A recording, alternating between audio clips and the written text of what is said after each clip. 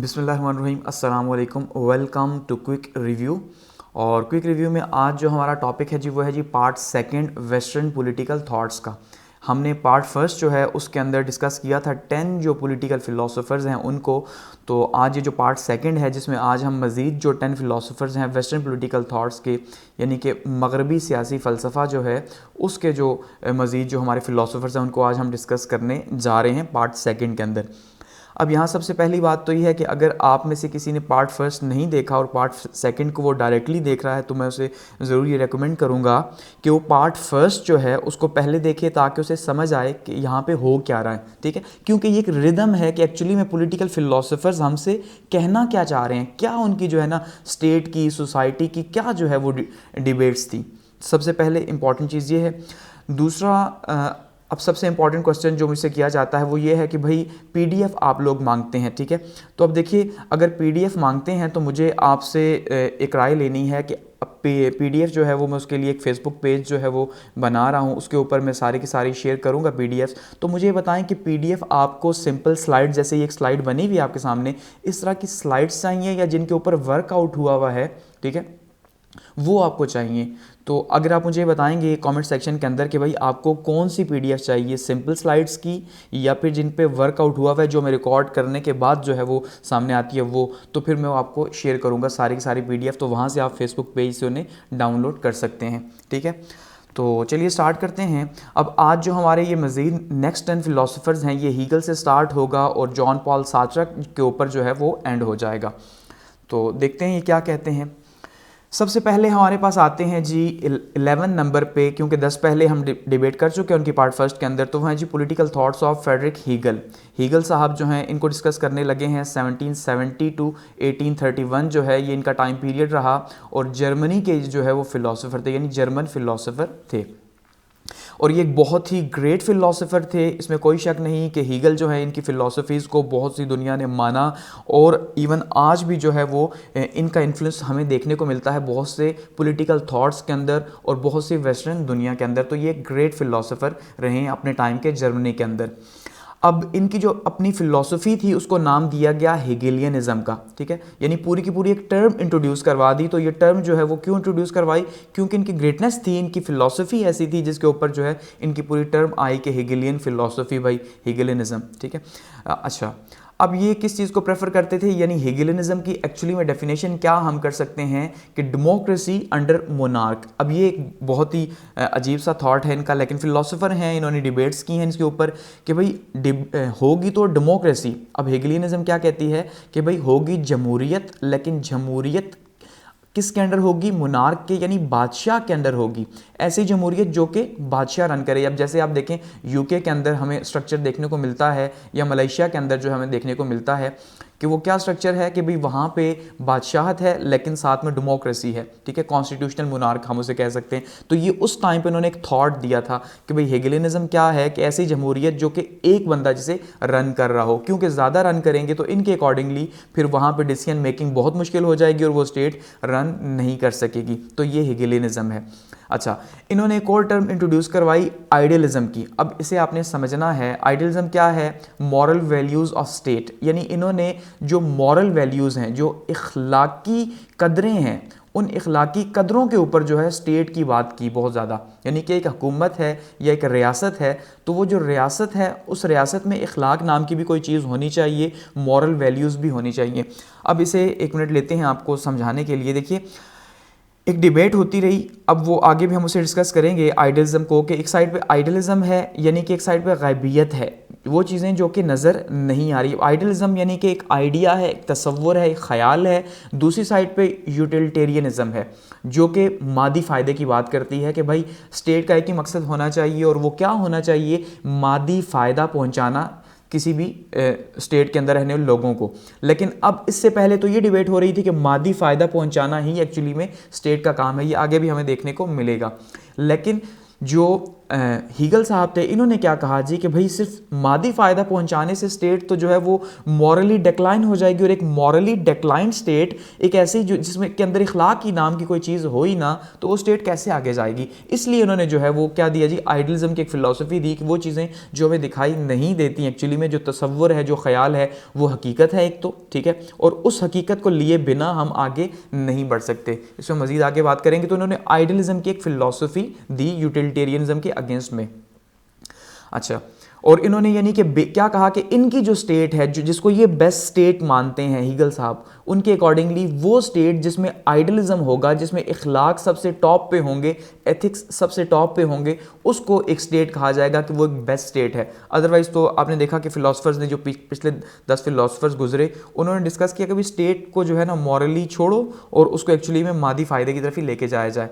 तो इसी में फिर उन्होंने आइडलिज्म के अंदर ही क्या कहा जी, सबसे इंपॉर्टेंट चीज़ क्या है, ह्यूमन सेल्फ ईगो, यानी कि जो खुददारी है या जिसको खुद ही हम कहते हैं, ठीक है जी, ये खुद ही बहुत ज़्यादा इंपॉर्टेंट है एक शख्स के अंदर, इवन एक शख्स के अंदर, एक सोसाइटी के अंदर और एक स्टेट के अंदर, कि एक शख्स तब तक सर्वाइव नहीं कर सकता या वो एक अच्छा इंसान नहीं कहला सकता या कामयाब नहीं हो सकता जब तक उसके अंदर खुददारी मौजूद नहीं, यानी उसे खुददार होना चाहिए, सेल्फ ईगो होनी चाहिए उसके अंदर।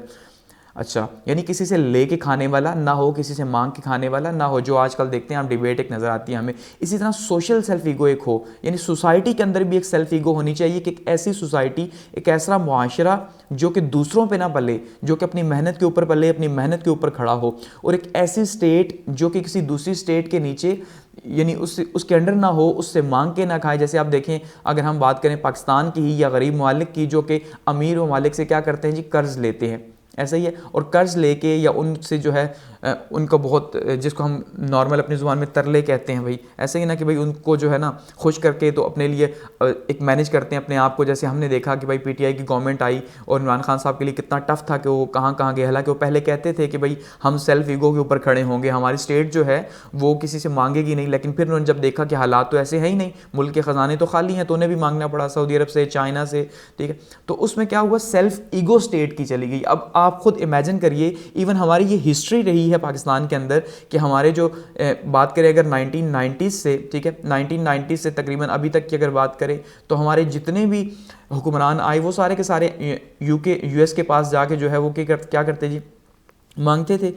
तो अब जब एक लीडर एक मुल्क का वहाँ जाके मांग रहे हैं तो उसकी सेल्फ रिस्पेक्ट उस मुल्क की क्या होगी, उस लीडर की क्या होगी। इसलिए हीगल जो हैं उन्होंने बात की सेल्फ ईगो के ऊपर, चाहे वो पर्सनल है, सोसाइटी की है या स्टेट की है। तो सेल्फ ईगो भी ओबियसली नज़र नहीं आती लेकिन मौजूद होती है। अब खुद ही नज़र तो नहीं आएगी, तो इसका मतलब ये भी एक आइडलिज्म का ही तसव्वुर मौजूद है। अच्छा, मॉरल लाज जो है, अब इसको जैसे कहा कि बहुत ज़्यादा इंपॉर्टेंट है, यानी मॉरल लाज इखलाकी कदरें, जैसे मैं कह चुका हूँ कि इखलाकी कदरें स्टेट के लिए बहुत ज़्यादा इंपॉर्टेंट हैं, और इनकी फ़िलासफ़ी के अकॉर्डिंगली मॉरल लाज ही जो है वो बहुत ज़्यादा इंपॉर्टेंट हैं। अच्छा, सोवरेनिटी ऑफ गवर्नमेंट जो है वो इतनी होनी चाहिए कि स्टेट जो है उसे एक तो रन करे, और स्टेट रन करने के लिए जो है वो गवर्नमेंट के पास सोवरेनिटी होना भी ज़रूरी है इनके ख्याल में। क्योंकि अगर गवर्नमेंट जो है वो खुद मुख्तार नहीं, ठीक है, उसके पास हाकिमियत आला नहीं, यानी उसके पास इख्तियारात नहीं है, कुल्ली इख्तियारात, टोटल इख्तियारात, तो फिर क्या होगा, वो स्टेट कैसे रन करेगी, उसको तो फिर पूछना पड़ेगा। तो इसलिए गवर्नमेंट के पास जो है वो इतनी सोवरेनिटी होनी चाहिए कि अपनी स्टेट को रन कर सके। इनकी जो बेस्ट फॉर्म ऑफ गवर्नमेंट है वो मोनार्की है, बादशाहत है, और ये इसको बेस्ट मानते हैं इनके नज़दीक। क्योंकि अगर डेमोक्रेसी होगी तो डेमोक्रेसी में क्या होगा, वहाँ पे आवाम की राय होगी। तो आवाम की राय होगी तो मुश्किल क्या होगा कि आवाम को खुश करना, या आवाम के जो नुमाइंदे बैठे हुए हैं 200-300 लोग असम्बलीज़ के अंदर, अब हर एक इख्तिलाफ़ करेगा। जैसे आप देखते हैं कि अब FATF के ऊपर ही बात करें अगर, तो उसमें कितना ज़्यादा मुश्किल हुआ इमरान खान साहब को, यानी पीटीआई गवर्नमेंट को बिल पास करवाने के लिए। क्यों मुश्किल हुआ, इसीलिए कि भाई उनको मनाना बहुत ज़्यादा मुश्किल था। तो इसीलिए अगर बादशाहत होती, अब जैसे हम कहते हैं कि भाई प्रेसिडेंशियल ऑर्डिनेंस जो है वो जारी होता है तो उसमें तो कोई नहीं पूछ सकता, लेकिन उसको बाद में पास करवाना पड़ता है। तो ऐसे में इसी वजह से हीगल साहब ने कहा कि भाई वहाँ पर क्या है, मोनार्की जो है, बादशाहत, वो बेस्ट फॉर्म होगी गवर्नमेंट की। अच्छा, वन इलेक्टेड पर्सन जब होगा तो उसके लिए, लेकिन होगा इलेक्टेड, ये बहुत इंपॉर्टेंट है कि ये नहीं है कि भाई ये मोरूसी से बादशाह चलती आ रही है कि बाप है उसके बाद बेटा है उसके बाद बेटा, ऐसा हरगिज़ नहीं होगा। बल्कि क्या होगा, इलेक्टेड पर्सन होगा, जो कि जिसको चुना जाएगा, मुंतखब किया जाएगा, तो बादशाह भी मुंतखब होगा।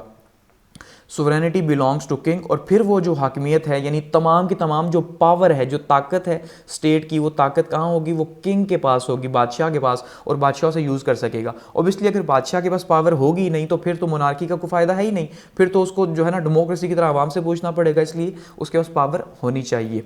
और डिवीजन क्या कीजिए, गवर्नमेंट की एग्जेक्टिव है, लेजिस्लेटिव है और जुडिशरी है, नहीं कि सेपरेशन ऑफ पावर जो है यहाँ पे बात की गई कि भाई तीन अलग अलग जो है, एग्जेक्टिव अलग हो, सरबराह का काम जो है वो लेजिस्लेटिव से अलग हो, और लेजिस्लेटिव जुडिशरी से सेपरेट हो, ये तीनों सेपरेटली काम करें।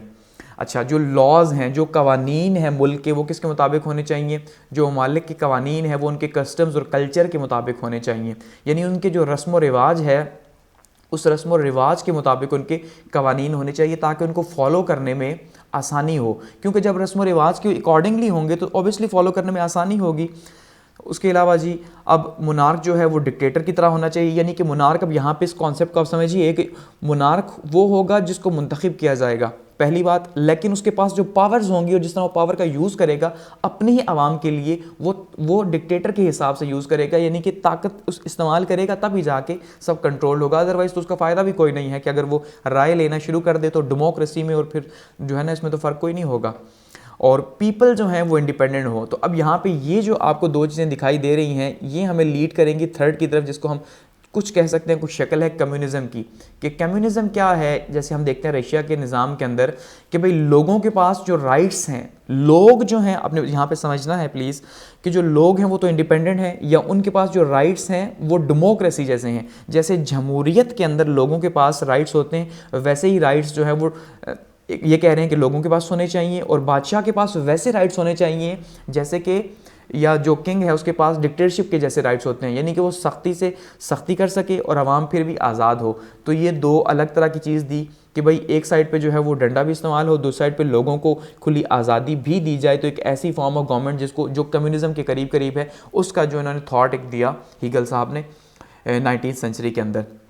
अच्छा, और क्रिटिसिज्म का निशाना बनाया ब्रिटिश गवर्नमेंट को, क्योंकि ब्रिटिश गवर्नमेंट जो है उसके ऊपर काफ़ी तनकीदी बात की, जो इनके मॉरल लॉज के ऊपर या इनके अकॉर्डिंगली वहाँ पे यूटिलिटेरियनिज्म को ज़्यादा फॉलो किया जा रहा था, मॉरल वैल्यूज़ नहीं थी, तो इस वजह से जो है इन्होंने उसको क्रिटिसाइज़ किया। आइडियलिस्ट फिलॉसफी दी और मॉरल लॉज जो है उसको इंट्रोड्यूस करवाया। अच्छा, और ये जो डिबेट है आइडियलिज्म वर्सेस यूटिलिटेरियनिज्म की, ये डिबेट इन्होंने छेड़ दी। ठीक है, अब ये डिबेट क्या छेड़ दी इन्होंने, जैसे पीछे बात कर चुका हूँ कि आइडियलिज्म लीड करता है मोरालिटी को, इखलाक को। इस बात को ज़रा आपने समझना है कि आइडियलिज्म इखलाक को डील करता है, ख्याल को डील करता है, और जबकि मटेरियलिज्म, यूटिलिटेरियनिज्म मटेरियलिज्म को डील करता है, मादी चीज़ों को डील करता है, मादियत पसंदी की तरफ लेके जाता है। लेकिन जब एक कौम का मकसद या एक शख्स का मकसद भी देखिए आप पैसा कमाना रह जाता है, तो क्या होता है, उसकी इखलाकी कदरें तो ख़त्म हो जाती हैं। वो तो फिर किसी भी तरह से पैसा कमाएगा, चाहे वो लीगल है इलीगल है, किसी भी वे से जाके वो पैसा कमाएगा। तो फिर इसका मतलब ये है कि ना वो खुद एक अच्छा इंसान है, और ना ही जिस स्टेट के अंदर वो रह रहा है, ये जो स्टेट पूरी की पूरी अगर चल रही है तो वैसे ही। अब आप देखें यूएसए की अगर बात करें या वेस्टर्न कंट्रीज़ की बात करें, तो वहाँ पे क्या है, वहाँ पे मटेरियलिज्म ही तो है, मादियत पसंदी ही तो है। इसी वजह से हर हमें बेहयाई वहीं देखने को मिलती है। गो के प्रॉस्पेरिटी बहुत ज़्यादा है, हर एक के पास बहुत पैसे भी हैं, सब कुछ है, लेकिन उनके पास जो है वो इखलाक नाम की कोई चीज़ नहीं, मॉरल वैल्यूज़ उनकी वो नहीं जो हम जो है ना हम सोचते हैं। तो हमारे पास अगर मॉरल वैल्यूज़ हैं तो मटेरियलिज्म नहीं है। तो एक स्टेट जिसके पास दोनों चीज़ें हो वही जो है वो सक्सेसफुल हो सकती है। तो यही इन्होंने एक फ़िलॉसफी दी। अच्छा, मज़ीद आगे मोरालिटी वर्सेस मटेरियलिज्म की डिबेट इसी तरह जारी रही कि भाई किस तरह से जो है मोरालिटी को प्रमोट किया जाए, लेकिन उसके साथ साथ मादी फ़ायदे भी जो है वो दिए जाए। ऐसा तो नहीं कि सिर्फ मोरालिटी को आप पकड़ के बैठ जाएं और मटेरियलिज्म जो है यानी मादियत पसंदी को छोड़ दिया जाए। अब यहाँ पे भी रहना है तो इसका मतलब जिस्म की भी कोई ज़रूरत मौजूद है और उसको भी पूरा करना है, क्योंकि मोरालिटी जो है उसका ताल्लुक तो रूह से है। ऐसे ही ना इखलाक तो रूह से है, इखलाक का जिस्म से ताल्लुक तो नहीं, तो मटेरियलिज्म का ताल्लुक जिस्म से है। Morality and ethics in politics. अब क्या कहा जी कि मोरालिटी जो है या जो एथिक्स है इसको पॉलिटिक्स का हिस्सा होना चाहिए, और एक्चुअली में हीगल के अकॉर्डिंगली कि इखलाक जो हैं वो बहुत ही इम्पॉर्टेंट हिस्सा है सियासत का। लेकिन आज अब देखिए ये वो बात करें जो इस्लाम हमें सिखाता है। कितनी अजीब बात है कि इस्लाम क्या कहता है कि पॉलिटिक्स जो है उसके अंदर मोरालिटी अगर नहीं, मॉरल वैल्यूज़ नहीं है, क्योंकि पॉलिटिक्स नाम है खिदमत का। ऐसे ही है ना, यही कहा जाता है ना हम आवाम की खिदमत करेंगे। तो खिदमत के अंदर अगर आप खिदमत करना चाहते हैं लेकिन आप में इखलाक ही नहीं तो आप जो है ना वो कैसे खिदमत करेंगे? आपके पास मॉरल वैल्यूज़ ही नहीं, आपको अच्छे बुरे की तमीज़ है ही नहीं, आपको सिर्फ पावर पॉलिटिक्स करनी है, तो फिर मुझे बताएं खिदमत का ये जो बात है ये तो झूठी है ना, ये तो पूरी हो ही नहीं सकती। तो इस्लाम भी यही कहता है। तो यहाँ पे हिगल साहब ने भी वही बात कही। लेकिन अब अगर हम बात करें तो अब आपको नज़र आएगा कि इसका यानी कि सियासत का और इखलाक का दूर दूर तक कोई लिंक नहीं। इस टाइम पे इखलाक बहुत दूर हैं, इखलाक को टोटली सेपरेट कर दिया गया किससे जी? पॉलिटिक्स से, कि भाई पॉलिटिक्स में इखलाक का कोई काम नहीं। अब हमने देखा कि लास्ट टाइम हम कहते हैं जी आर्टिकल 62 और 63 के तहत जो सादिक और अमीन नहीं है वो असम्बलीज़ के अंदर नहीं बैठ सकता। गो कि अच्छी बात है कि किसी लिहाज से तो कोई बात सामने आई कि एटलीस्ट हमने इखलाक को यानी कि मोरालिटी को पॉलिटिक्स के अंदर ऐड करने की कोशिश तो की, तो ये एक अच्छी बात है। लेकिन गो कि हम ये जानते हैं कि असम्बलीज़ के अंदर कौन लोग बैठे हुए हैं। अच्छा, फिर कहा जी स्टेट ऑफ नेचर जो है वो क्या थी? स्टेट ऑफ नेचर के अंदर नो मोरालिटी नो लॉज थे। अब इसको हम पीछे भी हम डिबेट कर चुके हैं स्टेट ऑफ नेचर के अंदर कि जब कुदरती ज़माना था, ठीक है। अब कुदरती ज़माना कौन सा ज़माना था? वो ज़माना जब स्टेट मौजूद नहीं थी। तो उस कुदरती ज़माने में एक तो इखलाक नहीं थे, यानी इखलाक नाम की कोई चीज़ मौजूद नहीं थी हीगल के अकॉर्डिंगली, और लॉज नाम की, कवानीन नाम की कोई चीज़ भी मौजूद नहीं थी। यानी कुदरती ज़माने में ना तो इखलाक थे और ना कवानीन थे, ठीक है। इसीलिए जो है वो स्टेट बनाई गई। फिर कि स्टेट क्यों बनाई गई? ताकि जो है स्टेट बेस करे मोरालिटी के ऊपर और एथिक्स के ऊपर, कि भाई ये जो दोनों चीज़ें हैं, इखलाक भी इंट्रोड्यूस करवाए जाएं और कवानीन भी, तब जाके वो एक स्टेट बनेगी। और हकीकत यही है कि आज भी अगर हम इसी के ऊपर खड़े हैं तो फिर स्टेट कैसे रन करेगी?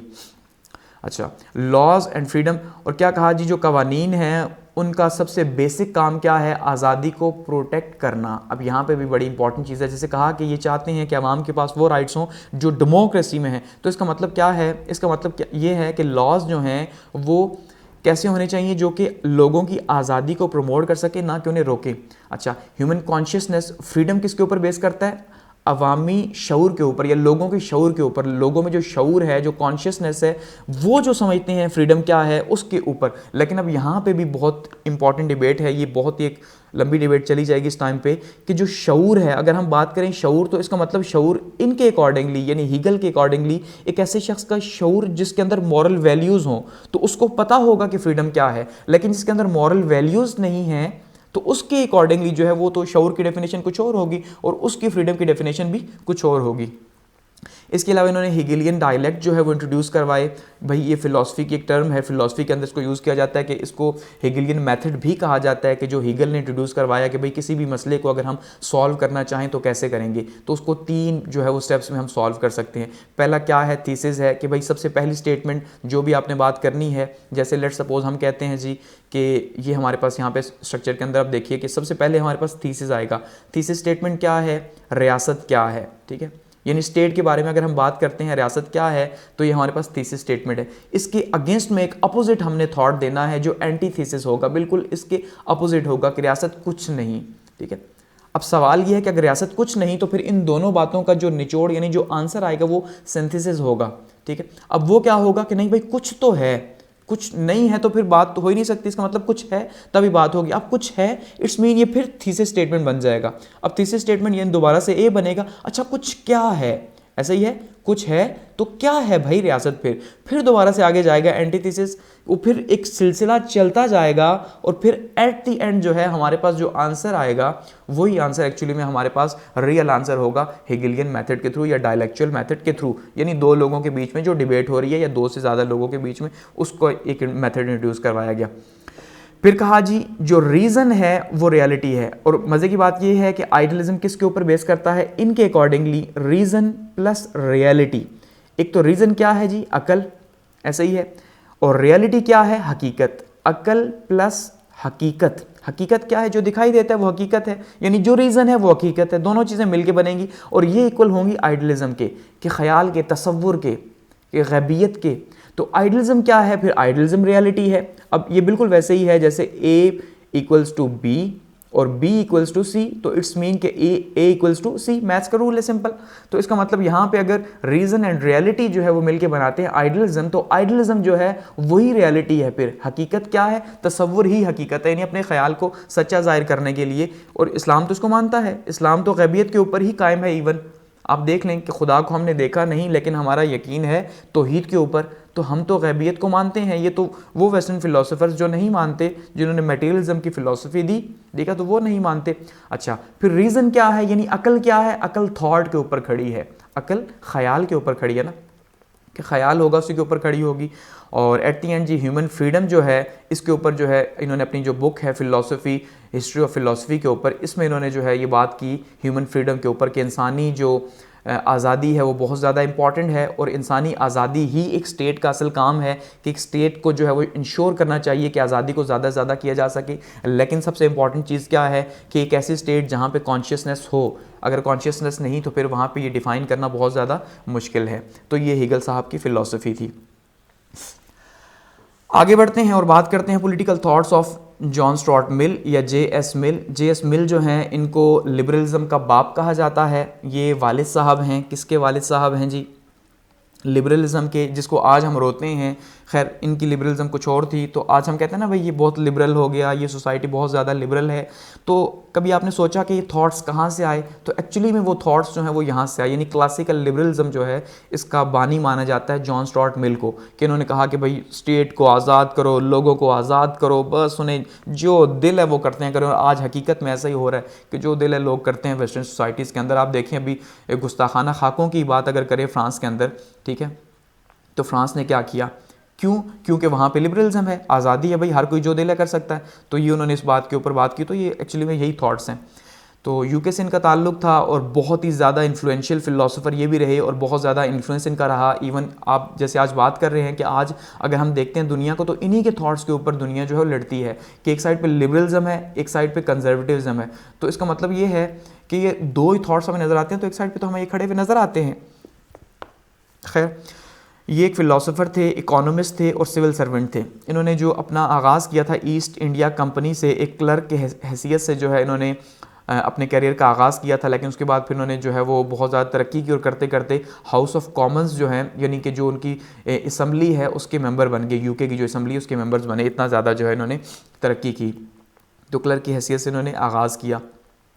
इनके ऊपर अगर बात की जाए इन्फ्लुएंस किसका है, या ये शागिर्द जो थे अगर बात की जाए, तो इनका जो उस्ताद था वो उस्ताद था बेंथम, जेरमी बेंथम, जिनकी हम पिछले फर्स्ट 10 फिलोसफर्स में बात कर चुके हैं। तो ये उनके उस्ताद थे। इसके अलावा इनके ऊपर जो इन्फ्लुएंस हुआ जॉन स्टुअर्ट मिल के ऊपर, प्लेटो को हुआ, सोक्रेटिस का हुआ, और एडम स्मिथ जो एक इकोनॉमिस्ट थे, इनका जो इकोनॉमिस्ट फिलोसोफर थे, इनका जो है बहुत ज़्यादा असर हुआ, क्योंकि इनकी राइटिंग्स को पढ़ के ही जो है ये जो थॉट्स आपको सामने दिखाई दे रहे हैं जिनको हम डिस्कस करेंगे, इन्हीं की थॉट्स से ही जॉन स्टुअर्ट मिल साहब के दिमाग में आया। और जो फेमस बुक्स हैं उसमें यूटिलिटेरियनिज्म लिखी एक, ठीक है, यानी अफादियत के ऊपर पूरी की पूरी बुक लिख दी, डिफेंड किया अपने उस्ताद के थॉट्स को। और साथ में एक बुक लिखी ऑन लिबर्टी, ठीक है, आज़ादी के ऊपर, यानी कि लिबर्टी, आज़ादी कितनी इंपॉर्टेंट है। और थर्ड में and principles of political economics, और जो प्रिंसिपल्स हैं पॉलिटिकल इकोनॉमिक्स के वो क्या हैं, जैसे कि कहा कि इकोनॉमिस्ट भी थे तो इसको भी इन्होंने डिस्कस किया। अच्छा, प्रोमोट किया जी फ्री थॉट्स एंड लिबर्टी को, क्योंकि अब देखिए, अब लिबरलिज्म बेसिक किसके ऊपर करता है? लिबर्टी के ऊपर। चाहे वो हुकूमत है, चाहे वो अवाम है, दोनों आज़ाद होनी चाहिए। हुकूमत का काम इनके अकॉर्डिंगली, हुकूमत का काम आवाम को जो है वो आज़ादी देना है और उनकी आज़ादी को प्रोटेक्ट करना है। तो इसका मतलब इनके जो थॉट्स हैं वो फ्री थॉट्स हैं भाई, ठीक है, कि फ्री थॉट्स हैं और लिबर्टी के ऊपर थॉट्स हैं, आज़ादी के ऊपर, कि भाई इनके थॉट्स जो दिल अब कोई सोचे, जैसे दिल है सोचे, वो उसकी मर्ज़ी। ये एक शख्स है अगर, ठीक है, इनके अकॉर्डिंगली, तो ये शख्स जैसे भी सोचता है इसकी मर्जी है, ये इसका राइट है इनके अकॉर्डिंगली, ठीक है। ये इस शख्स का राइट है कि ये किसी दूसरे को हार्म ना पहुंचाए, किसी दूसरे को तकलीफ ना पहुंचाए, अपने तक रह के जो दिल है करता करे, चाहे कपड़े पहनता है नहीं पहनता, वॉट जो दिल है करता है। आज जैसे वैसे सोसाइटीज़ करती हैं, चाहे मर्द के साथ इश्क करता है या जो भी जो है ना हम कह सकते हैं, तो ये बिल्कुल वैसे ही थॉट्स हैं। समझ गए मेरी बात को? यानी कि वो आज़ाद है हर तरह से अपने आप में, जब किसी को नुकसान नहीं पहुंचाता। फ्रीडम ऑफ स्पीच होनी चाहिए। जैसे आप देखिए आजकल ये फ्रीडम ऑफ स्पीच की तो डेमोक्रेसी के अंदर बहुत ज़्यादा वैसे भी इसको माना जाता है। आप देखिए मरीम नवाज़ साहिबा जो है वो आजकल जो है वो जैसे आर्मी के ऊपर बात करती हैं और कहती हैं फ्रीडम ऑफ स्पीच है कि भाई हमें हक हासिल है कि हम जिसके ऊपर मर्जी बात करें। तो ये थॉट्स एक जो लिबरल थॉट्स हैं इनको दिया, इनके ऊपर बात की गई। अच्छा, पेन एंड प्लेयर जो पीछे डिस्क्राइब किया जा चुका था कि भाई पेन एंड प्लेयर जो है एक्चुअली में एक स्टेट का क्या काम है कि जो प्लेयर है उसको इंक्रीज़ करना, यानी जो खुशी है उसको बढ़ाना और जो दर्द है उसे कम करना। ये बात डिबेट हो चुकी है कि खुशी जो है उसको बढ़ाना एक स्टेट का काम है और जो गम है उसको कम करना एक स्टेट का काम है। तो यहाँ पे इन्होंने क्या कहा, इन्होंने थोड़ा सा इससे जो है वो एतराज़ किया, कहा कि भाई जो डिफरेंट प्लेयर्स हैं, अब एक्चुअली प्रॉब्लम क्या है इनके अकॉर्डिंगली कि भाई जो पेन एंड प्लेयर है वो डिफरेंट है। क्यों डिफरेंट है? क्योंकि अगर एक पढ़ा लिखा शख्स है, यानी अगर एक लिटरेट शख्स है, पढ़ा लिखा है, तो उसके नज़दीक उसका जो प्लेयर है वो किसी और चीज़ में होगा। ऐसा ही है, अगर एक पढ़ा लिखा शख्स है तो वो एक बुक पढ़ेगा, लेट सपोज वो एक बुक पढ़ के अगर खुश होता है तो उसका मतलब ये उसका प्लेयर है। लेकिन अगर एक इलिटरेट है, वो जाहिल है, तो जाहिल शख्स की खुशी किस में होगी? उसका प्लेयर डिफरेंट है। जाहिल की खुशी इसी में है कि वो जो है उसको कुछ खाने को मिल जाए, ठीक है, या पहनने को मिल जाए, उसके पास बड़ी गाड़ी आ जाए। What it's mean? It's mean कि सिंपली पढ़े लिखे और अनपढ़ लोगों में जो प्लेयर का डिफरेंस है, जो पेन का डिफरेंस है, वो डिफरेंट होगा। तो इसलिए यहाँ पे कहा कि ये एक डिबेटेबल बात है कि भाई हम ये नहीं कह सकते कि सबको जो है वो पेन एंड प्लेयर चाहिए, और अगर हम ये कहेंगे तो तय कैसे करेंगे कि किसको कौन सा पेन चाहिए, किसको कौन सा प्लेयर जो है, ये बड़ा डिबेट बनेगी। अच्छा, सेल्फ प्लेयर जो है, जैसे अब इन्होंने बात की कि सेल्फ प्लेयर यानी कि खुद ज़ात के लिए, अपनी ज़ात के लिए जो प्लेयर है, जो लिटरेट लोग हैं, जो पढ़े लिखे लोग हैं, वो अपनी ज़ात के लिए खुशी ढूंढते हैं। हकीकत यह है इलिटरेट, सॉरी, लेकिन जो लिटरेट हैं वो सोशल प्लेयर की बात करते हैं, क्योंकि एक पढ़ा लिखा शख्स है तो वो सोसाइटी की बात करेगा। ऑब्वियसली उसके नज़दीक वो अकेला जो है उसकी कोई वैल्यू नहीं, बल्कि पूरी की पूरी सोसाइटी जो है उसकी खुशी और गम की बात करेगा पढ़ा लिखा शख्स। लेकिन एक अनपढ़ शख्स जो है उसके नज़दीक तो उसकी ज़ात सबसे इंपॉर्टेंट है। वो तो यही देखेगा भाई मुझे क्या ज़रूरत है, मुझे क्या चीज़ चाहिए। और बेस्ट फॉर्म ऑफ गवर्नमेंट इनके नज़दीक डेमोक्रेसी है, क्योंकि डेमोक्रेसी जो है वो बेस्ट फॉर्म ऑफ गवर्नमेंट है, उसके अंदर राय मौजूद है। और सीधी सी बात है, क्योंकि ये लिबरल फिलोसोफर हैं, तो लिबरल फिलोसोफर में लिबर्टी में सबसे इंपॉर्टेंट होगा ये कि डेमोक्रेसी हो, जहाँ पे अवाम जो है वो अपनी राय का इजहार कर सकें। और पार्लियामेंट जो है वो सुप्रीम होनी चाहिए। अब पार्लियामेंट सुप्रीम क्यों होनी चाहिए? क्योंकि जहाँ लिबर्टी है, पाकिस्तान के अंदर भी आपने देखा ये बातें होती हैं कि भाई पार्लियामेंट सुप्रीम है, पार्लियामेंट सुप्रीम है। तो पार्लियामेंट सुप्रीम क्यों होगी? इसलिए होगी क्योंकि अवाम जो है वहाँ पे अवाम के नुमाइंदे बैठे हुए हैं। जब पीपल्स रिप्रेजेंटेटिव गवर्नमेंट बनी हुई है वहाँ पे, ठीक है जी, जब लोग बैठे हुए हैं वहाँ पे, अवाम के नुमाइंदे बैठे हुए हैं, तो उसका मतलब ये है कि अवाम को जो है वो आज़ादी हासिल है, अवाम की राय को आज़ादी हासिल है, तो इस वजह से वो सुप्रीम होगी। यानी आज की जो मॉडर्न हमें डेमोक्रेसी नज़र आती है, उनके पीछे थॉट्स आपको जे एस मिल साहब के मिलेंगे। अच्छा, वोटिंग राइट के ऊपर उन्होंने बड़े मज़े की बात की है। कुछ अयूब खान साहब जैसे जो है वो ख्यालात रखते थे, बावजूद इसके कितने लिबरल थॉट्स थे। कहा कि भाई जो वोटिंग राइट्स हैं ये सिर्फ लिटरेट पीपल को होने चाहिए, यानी कि पढ़ी लिखी आवाम को या बाशऊर आवाम जो है, बाशऊर आवाम को सिर्फ वोट का हक होना चाहिए, पहली बात। दूसरी बात कि पढ़े लिखे जो लोग हैं उनको एक से ज़्यादा वोट की भी हक होना चाहिए। यही बात अयूब खान कहा करते थे कि भाई उन्होंने बीडी सिस्टम मुतारिफ़ करवाया था, सिर्फ इसलिए बीडी सिस्टम मुतारिफ़ करवाया था कि लोग अभी इस काबिल नहीं हुए या इतने ज़्यादा बाशऊर नहीं हुए कि वो अपने नुमाइंदे चुन सकें। तो यहाँ पर उन्होंने कहा कि भाई एक तो पढ़े लिखे लोगों को वोट का हक होना चाहिए, दूसरा पढ़े लिखे लोग एक से ज़्यादा वोट जो है वो देने का हक रखते हों। प्राइवेट प्रॉपर्टी की अगर बात करें, यानी कि जो प्राइवेट प्रॉपर्टी है, या कि हम कह सकते हैं कि जो जायदाद, हक़ जायदाद जिसको हम कहते हैं, ठीक है, उसके ऊपर उन्होंने कहा कि भाई बहुत अच्छी बात है, प्राइवेट प्रॉपर्टी होनी चाहिए। ठीक है, प्राइवेट प्रॉपर्टी क्यों होनी चाहिए? निजी मलकियत इसलिए क्योंकि जब एक निजी मलकियत होगी तो उसके लिए लोग मेहनत करेंगे, हार्ड वर्क करेंगे। ऐसा ही है, एक बंदा अगर एक बिज़नेस रन कर रहा है तो अब वो अपने बिज़नेस को रन करने के लिए क्या करेगा? मेहनत करेगा, और मेहनत दिन रात मेहनत करेगा। ऑब्वियसली अगर मैं इस यूट्यूब चैनल को चला रहा हूँ तो इसका मतलब मैं मेहनत करूँगा, तो ये प्राइवेट प्रॉपर्टी है, तो इसका मतलब प्राइवेट प्रॉपर्टी होनी चाहिए। ठीक है, इसको प्रमोट किया गया, यानी कैपिटलिज्म को, सरमायादारी को जो है वो प्रमोट किया कि सरमायादारी होनी चाहिए। अच्छा, इसी के ऊपर वुमेन राइट्स के ऊपर बात की कि वुमेन राइट्स जो है उनको काम का इख्तियार होना चाहिए। आप देखिए आज ये माना जाता है बहुत ज़्यादा वेस्ट के अंदर कि अगर औरतों को आज़ादी हासिल है, ठीक है, तो औरतों को आज़ादी क्यों हासिल है? क्योंकि जॉन स्टुअर्ट मिल साहब ने इसके ऊपर बहुत ज़्यादा जोर दिया, या उन्होंने एक थॉट प्रमोट किया कि भाई औरत और मर्द जो हैं वो एक गाड़ी के दो पहिए हैं, ठीक है, या एक साइकिल के दो पहिए हैं, तो उसके बगैर तो जो है वो आगे बढ़ा नहीं जा सकता। तो इसका मतलब क्या है कि भाई जब एक पहिया काम नहीं करेगा या एक पहिए के ऊपर साइकिल चलेगी तो मुश्किल होगी। इसका मतलब औरत और मर्द जो है वो दोनों ही जो हैं वो सोसाइटी का हिस्सा हैं। तो इन्होंने इसी के ऊपर फिर 1918 के अंदर वुमेन वोटिंग राइट्स जो है वो यूके में दिया गया, इनके थॉट्स के ऊपर। तो इसका मतलब कितना ज़्यादा इन्फ्लुएंस इनका रहा होगा। फिर कहा लिबर्टी जो है इज़ इम्पॉर्टेंट नॉट लॉज, कि भाई अहम चीज़ क्या है? अहम चीज़ आज़ादी है, ना कि कवानीन। अब ये बड़े मज़े की बात है, गो के कवानीन किस लिए होते हैं? आज़ादी को प्रोटेक्ट करने के लिए। तो उन्होंने भी कहा कि कवानीन ऐसे होने चाहिए जो आज़ादी को प्रोटेक्ट करें, क्योंकि कवानीन इंपॉर्टेंट नहीं बल्कि इंपॉर्टेंट क्या है? आज़ादी है, लोगों की आज़ादी। तो इन्होंने लिबर्टी को ही ऑन टॉप रखा।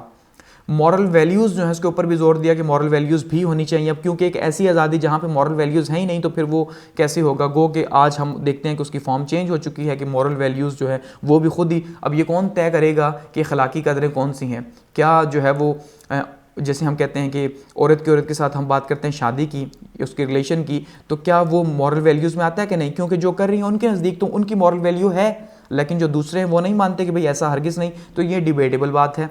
नो हॉर्न पॉलिसी कि आपकी लिबर्टी वही तक है जहाँ तक आप जो है जो मर्ज़ी करते हो करो, लेकिन जब आपसे किसी दूसरे को नुकसान पहुँचेगा, ठीक है, तो फिर जो है ये मुश्किल हो जाएगा कि ये आप हो और आपने जो है वो इतना शोर किया हुआ है, एक म्यूज़िक लगाया हुआ है कि ये शख्स जो है डिस्टर्ब हो रहा है, तो उसका मतलब यहाँ पे आपकी लिबर्टी ख़त्म हो रही है, क्योंकि ये शख्स डिस्टर्ब हो रहा है तो ये गड़बड़ है, यहाँ पे ये आपकी लिबर्टी नहीं। इतना कि आप अपने कानों में हैंड्स फ्री लगाओ, जो दिल है सुनो, जितना मर्जी ऊंचा सुनो, इनकी लिबर्टी के अकॉर्डिंगली, दूसरे को नुकसान ना हो।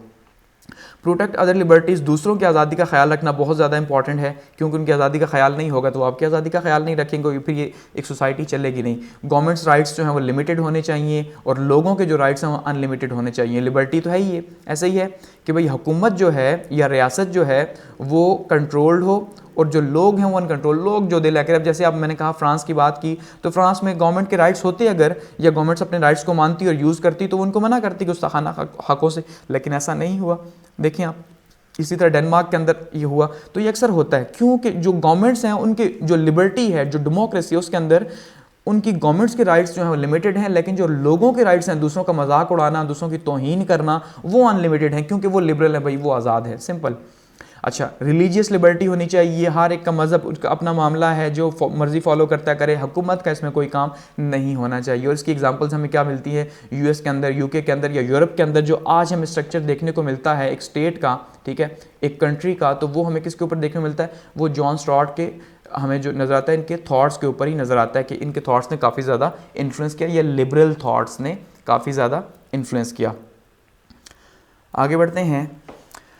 नेक्स्ट हमारे पॉलिटिकल फिलोसोफर हैं जी डेविड ह्यूम साहब, और डेविड ह्यूम जो हैं ये 1711 से 1776 तक, यानी इनकी पैदाइश और ये इनकी जो है वो मौत है, तो इसके बीच का इनका ज़माना रहा। और ये भी एक यूके के फ़िलोसोफ़र थे, यूनाइटेड किंगडम के, और इनका भी काफ़ी ज़्यादा इन्फ्लुएंस रहा जो है पॉलिटिकल थॉट्स के अंदर, इतना ज़्यादा नहीं लेकिन फिर भी काफ़ी ज़्यादा इन्फ्लुएंस रहा। ये एक इंपॉर्टेंट फ़िलोसोफ़र है, हम ये कह सकते हैं। एक लैंड लॉर्ड फैमिली से ताल्लुक़ था इनका, यानी कि सरमाया जागीरदार फैमिली जो होती है, जो उस जागीरदार फैमिली से इनका ताल्लुक़ था। और एजुकेशन का इन्हें बहुत ज़्यादा शौक़ था, यानी जो पढ़ाई थी, जो पढ़ने का शौक़ था बहुत ज़्यादा था इन्हें, लेकिन इन्होंने जो अपनी एजुकेशन थी, लॉ की, कानून की जो इनकी एजुकेशन थी वो मुकम्मल नहीं की, वो अधूरी ही छोड़ी। और ये किस बात के ऊपर बहुत ज़्यादा फेमस हैं, ये एम्पिरिसिस्ट हैं, नॉट रैशनलिस्ट। अब यहाँ पे आपको ये एक और फिलॉसफी की टर्म आई है, आपको इसको समझना है कि ये क्या कहना चाहते हैं। देखिए, दो तरह के फिलोसफर्स हमें देखने को मिलते हैं, एक वो होते हैं जो रैशनलिस्ट होते हैं, दूसरे वो होते हैं जो एम्पिरिसिस्ट होते हैं। अब रैशनलिस्ट थिंकर कौन है? रैशनलिस्ट मतलब जो अक्ल को मानते हैं। ऐसा ही है, अक्ल को कैसे मानते हैं कि भाई जो चीज़ अक्ल में आए वो हकीकत है। हकीकत क्या है? जो अक्ल में आ सके। अगर हम ये देख रहे हैं कि हवा चल रही है, दिखाई नहीं दे रही, इसका मतलब हकीकत है। अगर हम देख रहे हैं कि फ़रिश्ते हमें नज़र नहीं आ रहे लेकिन उनका एक वजूद है, अक्ल में आते हैं कि फ़रिश्ते होंगे तो हैं, खुदा है, ऐसे ही है।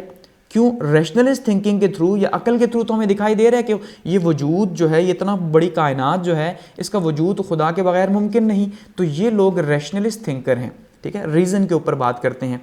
दूसरा एम्पिरिसिस्ट हैं, ये कौन है? ये तजर्बे के ऊपर बहुत ज़्यादा बात करते हैं, यानी साइंटिफिक मेथड जिसको हम कहते हैं नॉर्मली। तो ये साइंटिफिक मेथड वाले हैं, मॉडर्न थिंकर्स हैं कि भाई ये कहते हैं कि भाई बात ये है कि हम सिर्फ उस बात को तस्लीम करेंगे जो बात प्रूफ हो सके, साबित हो सके। अब यहाँ पे आपको इस बात को समझना है। देखिए, अगर हम बात करते हैं साइंस की, तो साइंस क्या है? साइंस एक्चुअली में तजर्बा ही तो है कि एक्सपेरिमेंट से गुजरेगी, तो एक्सपेरिमेंट के बाद ही हमें पता चलेगा कि भाई जो है ना, ये चीज़ पॉसिबल है या ये पॉसिबल नहीं। अब हमने देखा H2O है, ये वाटर है, इसका मतलब हाइड्रोजन के 2 एटम्स और ऑक्सीजन का एक मिलके जो है ये पानी बना रहा है। तो इसका मतलब क्या है? इसका मतलब ये प्रूव हो गया, प्रूव हो सकता है, सो इसको हम मानेंगे। लेकिन अब जैसे खुदा है तो खुदा प्रूव नहीं हो सकता इनके नज़दीक, ये बात को ज़रा समझिएगा। जो साइंटिफिक लोग हैं इनके नज़दीक खुदा प्रूफ नहीं हो सकता, इसलिए नाउज़ुबिल्लाह खुदा का वजूद नहीं, ये मानते हैं। तो ये दो तरह के थॉट्स हमें देखने को मिले 13th सेंचुरी के बाद, या फिर हम कहते हैं जी कि रेनेसेंस का जो पीरियड था उसके बाद। क्योंकि रेनेसेंस के पीरियड में साइंस को लोगों ने माना,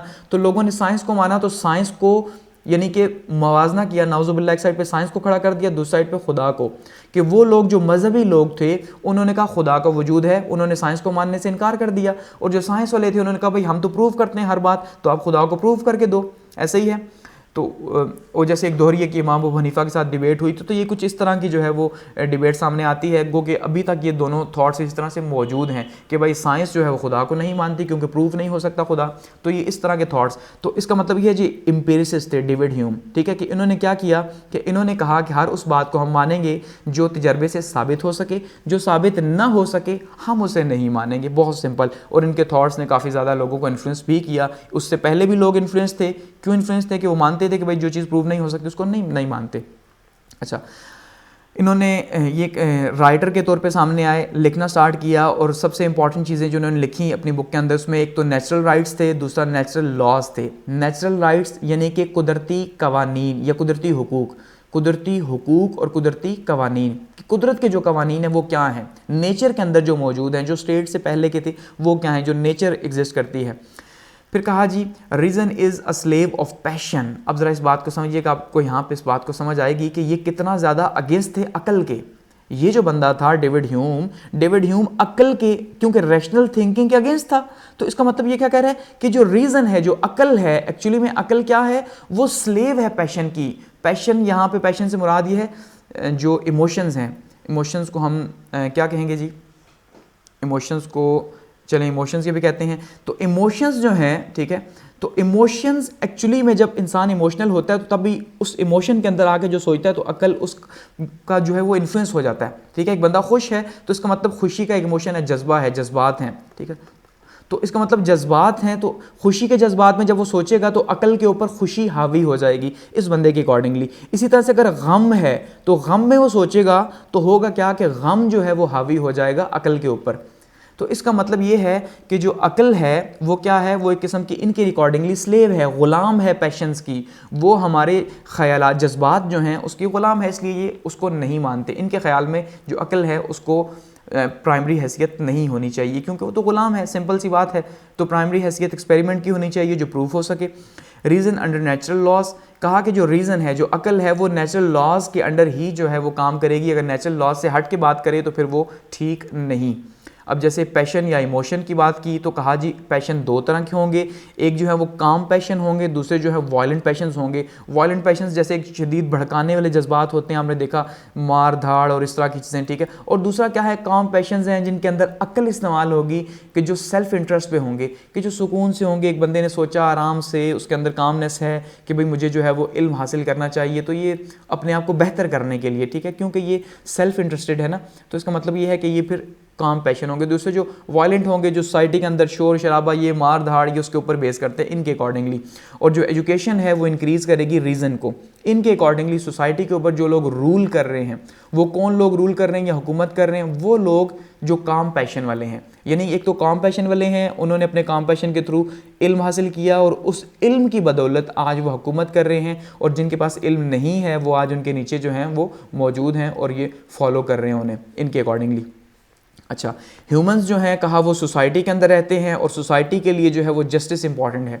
बिल्कुल वही बात A+B वाली कि A=B और B=C, so it's mean A=C, ऐसे ही है। तो बिल्कुल वैसे ही है कि भाई जो ह्यूमंस हैं, इंसान हैं, वो माशरे के अंदर रहते हैं। अगर ये इंसान है और ये इंसान मिलकर एक माशरा बना रहे हैं तो इस माशरे के लिए क्या चीज़ इंपॉर्टेंट है, इंसाफ। ये तो हकीकत है कि इंसाफ के बगैर तो सोसाइटी नहीं चल सकती। और जो ओरिजिनल कॉन्ट्रैक्ट है उसके ऊपर भी बात की कि जो एक्चुअल या ओरिजिनल कॉन्ट्रैक्ट था, ठीक है, जनरल विल की हम बात करते हैं या सोशल कॉन्ट्रैक्ट की हम बात करते हैं, जो फिलोसफर्स ने डिबेट की कि भाई एक साइड पे जब लोग थे, जब स्टेट ऑफ नेचर थी, तो उन्होंने कॉन्ट्रैक्ट किया कि भाई हम में से एक बड़ा बन जाए और हमें मैनेज करे। तो ओरिजिनल कॉन्ट्रैक्ट्स कहाँ मौजूद हैं, तभी तो आज सरबराह बने हुए हैं, अदरवाइज तो ना होते। और इसी तरह से कहा जी कल्चर जो है उसको फॉलो किया जाए तो हमारे लिए बहुत से प्रॉब्लम्स जो हैं वो कम हो सकते हैं। तो ये डेविड ह्यूम साहब के कुछ थॉट्स थे।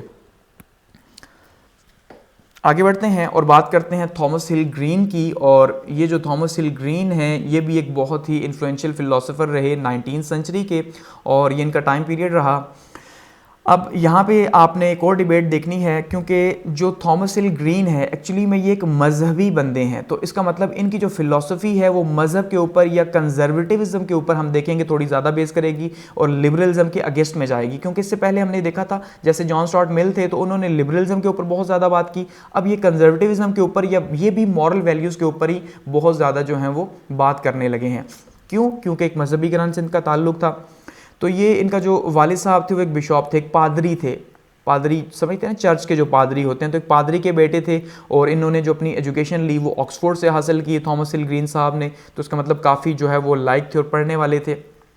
और इनके ऊपर जो असर हुआ, जिनका इन्फ्लुएंस हुआ, वो हुआ जी हीगल के थॉट्स का, मार्क्स के, कार्ल मार्क्स जो उनके थॉट्स का और हॉब्स के थॉट्स का। तो ये तीन फिलोसोफर्स हैं जिन्होंने काफ़ी ज़्यादा जो है वो असर डाला थॉमस हिल ग्रीन के थॉट्स के ऊपर। तो इसका मतलब जो हमें थॉमस हिल ग्रीन के थॉट्स दिखाई देंगे उनमें इन तीन लोगों का जो असर है वो भी हमें दिखाई देगा।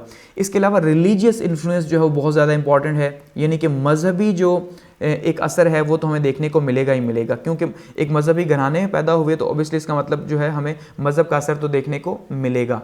इसी वजह से मज़हब का असर है तो एथिक्स के ऊपर बात की, मोरालिटी के ऊपर बात की कि भाई जो स्टेट है उसके अंदर या एक इंसान है उसके लिए सबसे इंपॉर्टेंट चीज़ जो है वो मोरालिटी ही है। इखलाक सबसे टॉप पे होना चाहिए इनके अकॉर्डिंगली, कि इखलाकी कदरें जो हैं वो बहुत ज़्यादा इंपॉर्टेंट हैं। अच्छा, ये वो टाइम था इंडस्ट्रियल रेवोल्यूशन जब आ चुका था, तो इंडस्ट्रियल रेवोल्यूशन आ चुका था तो उस टाइम पे लेबर जो है उसको सबसे ज़्यादा डिबेट किया जा रहा था। ये सेम टाइम है कार्ल मार्क्स का भी, ठीक है, क्योंकि वो भी जो है वो बात कर रहे थे लेबर के ऊपर, मज़दूरों के ऊपर बात की जा रही थी, तो इन्होंने भी जो है मज़दूरों के ऊपर बात की, मज़दूरों के राइट्स के ऊपर बात की। अच्छा, मटीरियल वेल्थ और ग्रोथ के ऊपर भी बात की। अब मजहबी थे, गो के मजहबी होने का मतलब ये हरगिज़ नहीं कि मटीरियल वेल्थ जो है वो उसको छोड़ दिया जाए, इतनी तो हम भी मानते हैं कि इतनी तो होगी और होनी चाहिए कि हम किसी दूसरे के आगे हाथ ना फैलाएं। तो इसी तरह से इनके भी थॉट्स थे कि मटेरियल वेल्थ जो है वो ज़रूर होनी चाहिए और ग्रोथ के लिए, क्योंकि जब हमें आगे बढ़ना है तो फिर मादी फ़ायदा भी हमें हासिल करना है। तो यहाँ पे भी एक डिबेट देखने को मिली इनके थॉट्स के अंदर भी, यूटिलिटी वर्सेस आइडियलिज्म, कि भाई मादी फ़ायदा भी हासिल करना है, इसका मतलब अफादियत जो है, यूटिलिटेरियनिज्म, उस फिलॉसफी को भी माना कि भाई स्टेट का काम क्या है, अफादियत को प्रमोट करना, लेकिन साथ साथ आइडियलिज्म को भी प्रमोट करना, यानी रीज़न को भी प्रमोट करना, साथ में इखलाक जो है उसको भी लेके चलना। अदरवाइज़ जो है वो बहुत ही मुश्किल होगा, क्योंकि एक जिस्म जो है वो कंपोजिशन है किसका, रूह का, और साथ में जो है वो उसके ऊपर जो गोश्त पोस्ट का इंसान है। तो इसका मतलब ये है कि उसके लिए भी, जिस्म के लिए क्या चीज़ चाहिए, यूटिलिटी, उसको फ़ायदा हासिल हो सके, और साथ में आइडियलिज्म, रूह के लिए इखलाक चाहिए, इबादत चाहिए और फोकस ऑन सोल। लेकिन आपको अब यहाँ पे क्या कहा, यूटिलिटी, अफादियत भी ज़रूरी है, आइडियलिज्म भी ज़रूरी है, लेकिन जो फोकस होना चाहिए वो रूह के ऊपर होना चाहिए, जिस्म के ऊपर नहीं होना चाहिए, क्योंकि जिस्म के लिए आपने काम तो करना ही करना है। इसका मतलब बात फिर वो ये मजहबी ख्यालात के अकॉर्डिंगली क्या है जी, रूह जो है वो ज़्यादा इंपॉर्टेंट है, सोल जो है वो बहुत ज़्यादा इंपॉर्टेंट है।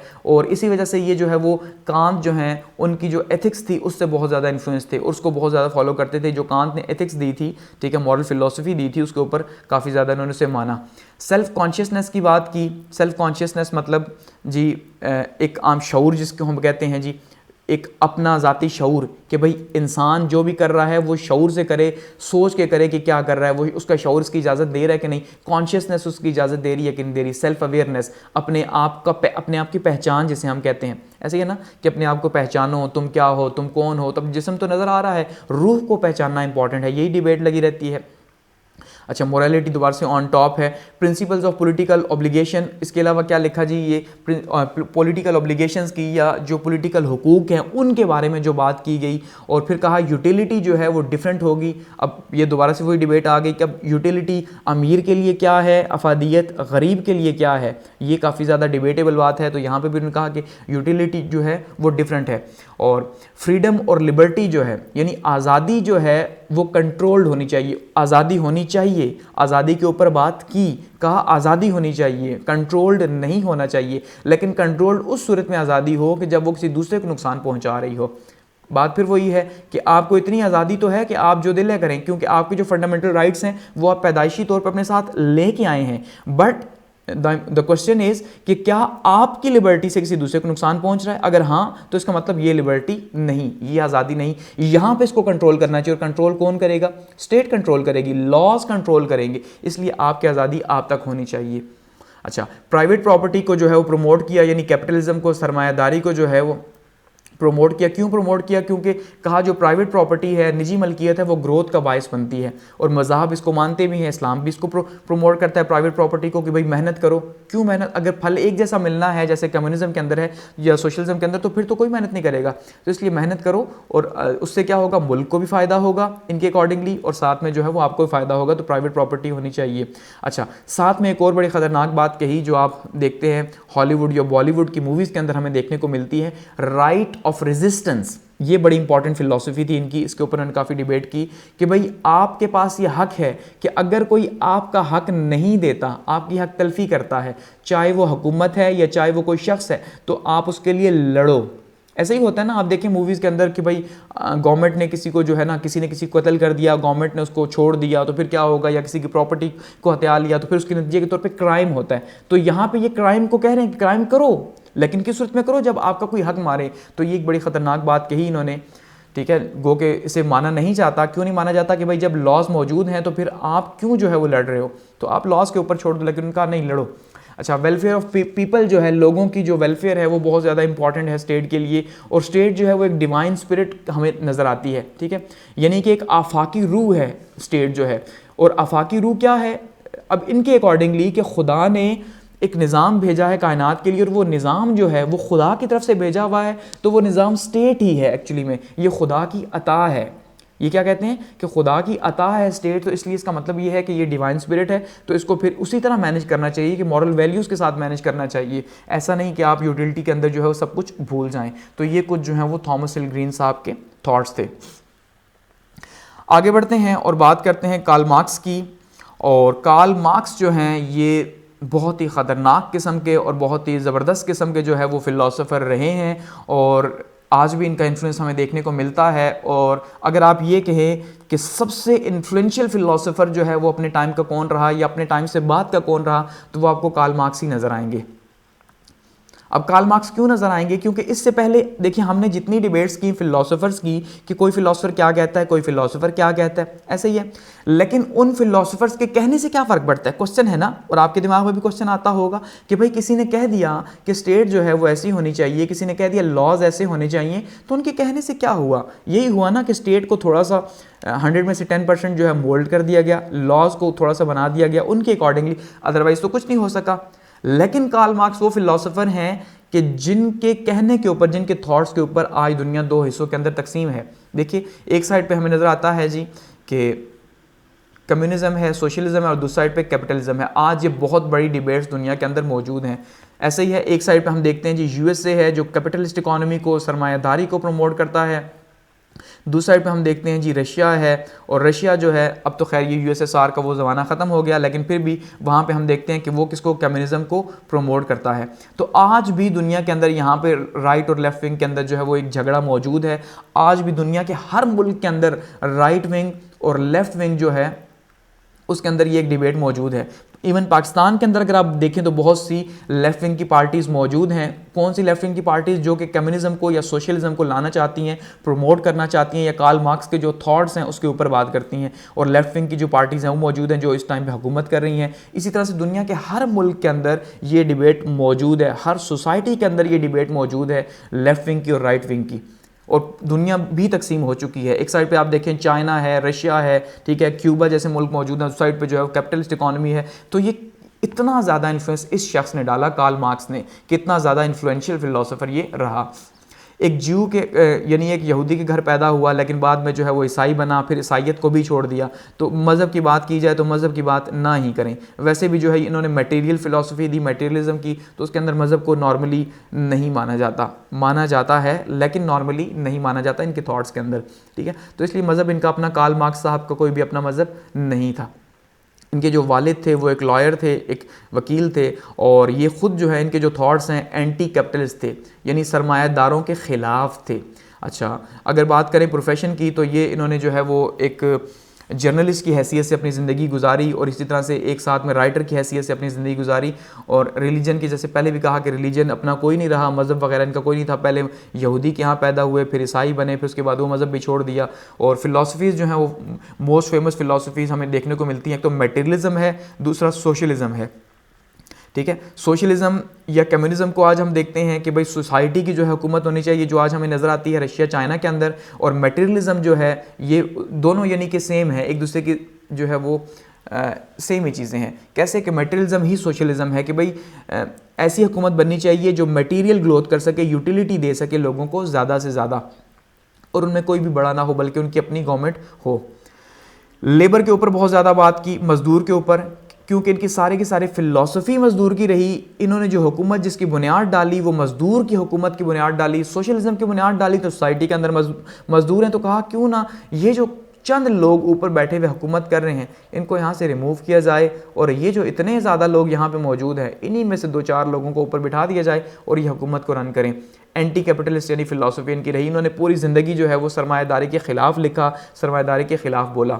अच्छा, थ्योरी ऑफ सरप्लस वैल्यू जो है दी, जिसको हम आगे डिस्कस करेंगे कि भाई देखिए लेबर के ऊपर इनके थॉट्स हैं ना, तो लेबर के ऊपर बहुत ज़्यादा बात की जिसको हम आगे डिस्कस करेंगे, लेकिन थ्योरी ऑफ सरप्लस वैल्यू भी साथ में हम डिस्कस करेंगे कि भाई एक्चुअली में क्यों ये मज़दूर को इतना ज़्यादा प्रेफर करते हैं। मार्क्सिज्म इनकी फ़िलासफ़ी को कहा जाता है, और इनकी जो बुक्स हैं 2 बहुत ज़्यादा फेमस बुक्स हैं। एक कम्युनिस्ट मैनिफेस्टो है 1848 के अंदर, 1848 में जो है आई, जिसके अंदर कम्युनिज्म के कुछ रूल्स वगैरह हमें देखने को मिले, उसके ऊपर डिबेट की गई। और दूसरी जो है वो दास कैपिटल है 1867 के अंदर जो है वो फर्स्ट टाइम पब्लिश हुई, और इसके अंदर भी जो है वो सोशलिज्म की डिबेट हमें, या मुख्तलिफ़ किस्म की इकॉनमीज़ जो हैं दुनिया के अंदर उनको डिबेट किया गया, यहाँ पर डिस्कस किया गया।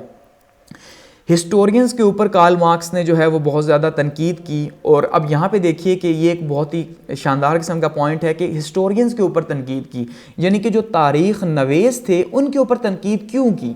इसलिए कहा कि जो हिस्टोरियंस थे उन्होंने हमेशा से बादशाहों के किस्से कहानियाँ लिखे, मज़दूरों के किस्से कहानियाँ क्यों नहीं लिखे। ज़रा आप देखिए, ज़रा कार्ल मार्क्स साहब को कितनी हमदर्दी थी मज़दूरों से।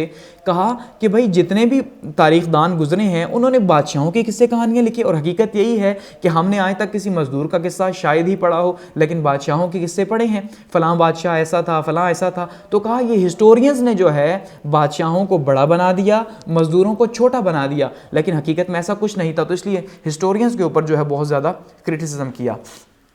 अच्छा, फिर कहा ये जो कैपिटलिस्ट हैं, ये जो सरमायादार हैं, एक्चुअली में ये सरमायादार जो हैं ये इकट्ठे हैं, इनकी ताकत जो है वो है इसीलिए क्योंकि सरमायादार सारे इकट्ठे हो चुके हैं, पैसे वाले लोग सारे इकट्ठे हो चुके हैं, जबकि जो लेबर है, जो मज़दूर है वो तकसीम है। और मज़दूर तकसीम क्यों है? क्योंकि मज़दूर को इन ताकतवर लोगों ने तकसीम कर दिया। दूसरा, मज़दूर के पास एजुकेशन नहीं, जब एजुकेशन नहीं तो वो समझ ही नहीं सकता कि असल क्या है और क्या नहीं, इसलिए जो है मज़दूर तकसीम हो चुका है। और ये एक बहुत बड़ा मसला है मज़दूर का कि मज़दूर अब ताकतवर तब होगा जब वो जो है इकट्ठा होगा, यानी मज़दूर इत्तेहाद कर लेंगे। तो इनकी सारी फ़िलासफ़ीज़ इसी में गुजरी कि भाई मज़दूरों को इत्तेहाद करना चाहिए। क्यों इत्तेहाद करना चाहिए? ताकि वो अपने लिए ख़ुद अपनी हुकूमत बना सकें और इन चंद सरमाएदारों को उठा के परे फेंक सकें। अच्छा, इसी तरह से कॉन्सेप्ट ऑफ एलिनेशन दिया। अब यहाँ पे कॉन्सेप्ट ऑफ एलिनेशन को अब देखिए ज़रा, सरप्लस वैल्यू की अगर हम बात करते हैं, देखिए एक मज़दूर है, ये एक फैक्ट्री अगर हम बात करते हैं कि एक फैक्ट्री है, ठीक है। अब इस फैक्ट्री के अंदर अगर लेबर है, मज़दूर हैं, तो मज़दूर इसका मतलब कितने हैं? अगर फैक्ट्री है तो 400 मज़दूर हैं यहाँ पे, तो 400 मज़दूर हैं तो उनको मैनेज करने वाले कितने लोग होंगे? ज़्यादा से ज़्यादा 10 लोग होंगे। 10 लोग जो हैं वो कैपिटलिस्ट, या कैपिटलिस्ट तो एक ही है लेकिन 10 लोग ऊपर बैठे हुए हैं, तो एक कैपिटलिस्ट जो है उसने 400 मज़दूरों को रोज़गार दिया हुआ है। अब होता ये है सरप्लस वैल्यू के अंदर, ठीक है, कि एक मज़दूर जो है, अब ये जो सरमायादार है इसके पास पैसे बहुत ज़्यादा हैं, ये क्या करेगा? ये रॉ मटेरियल, खाम माल जो है, खाम माल लाएगा और खाम माल ला के उसका ढेर लगा देगा फैक्ट्री के अंदर। और अब इस खाम माल से ये जो मज़दूर है अपनी मेहनत से और अपनी लगन से जो है इस खाम माल से कोई चीज़ तैयार करेगा। जैसे अगर खाम माल की बात करें, लोहा ही लेके आ गए तो लोहे से जो है वो स्टील इंडस्ट्री खड़ी होगी, स्टील बना या गाड़ियाँ बनी या मुख्तलिफ़ चीज़ें बनी, तो वो किससे बनी? वो मज़दूर की मेहनत से बनी।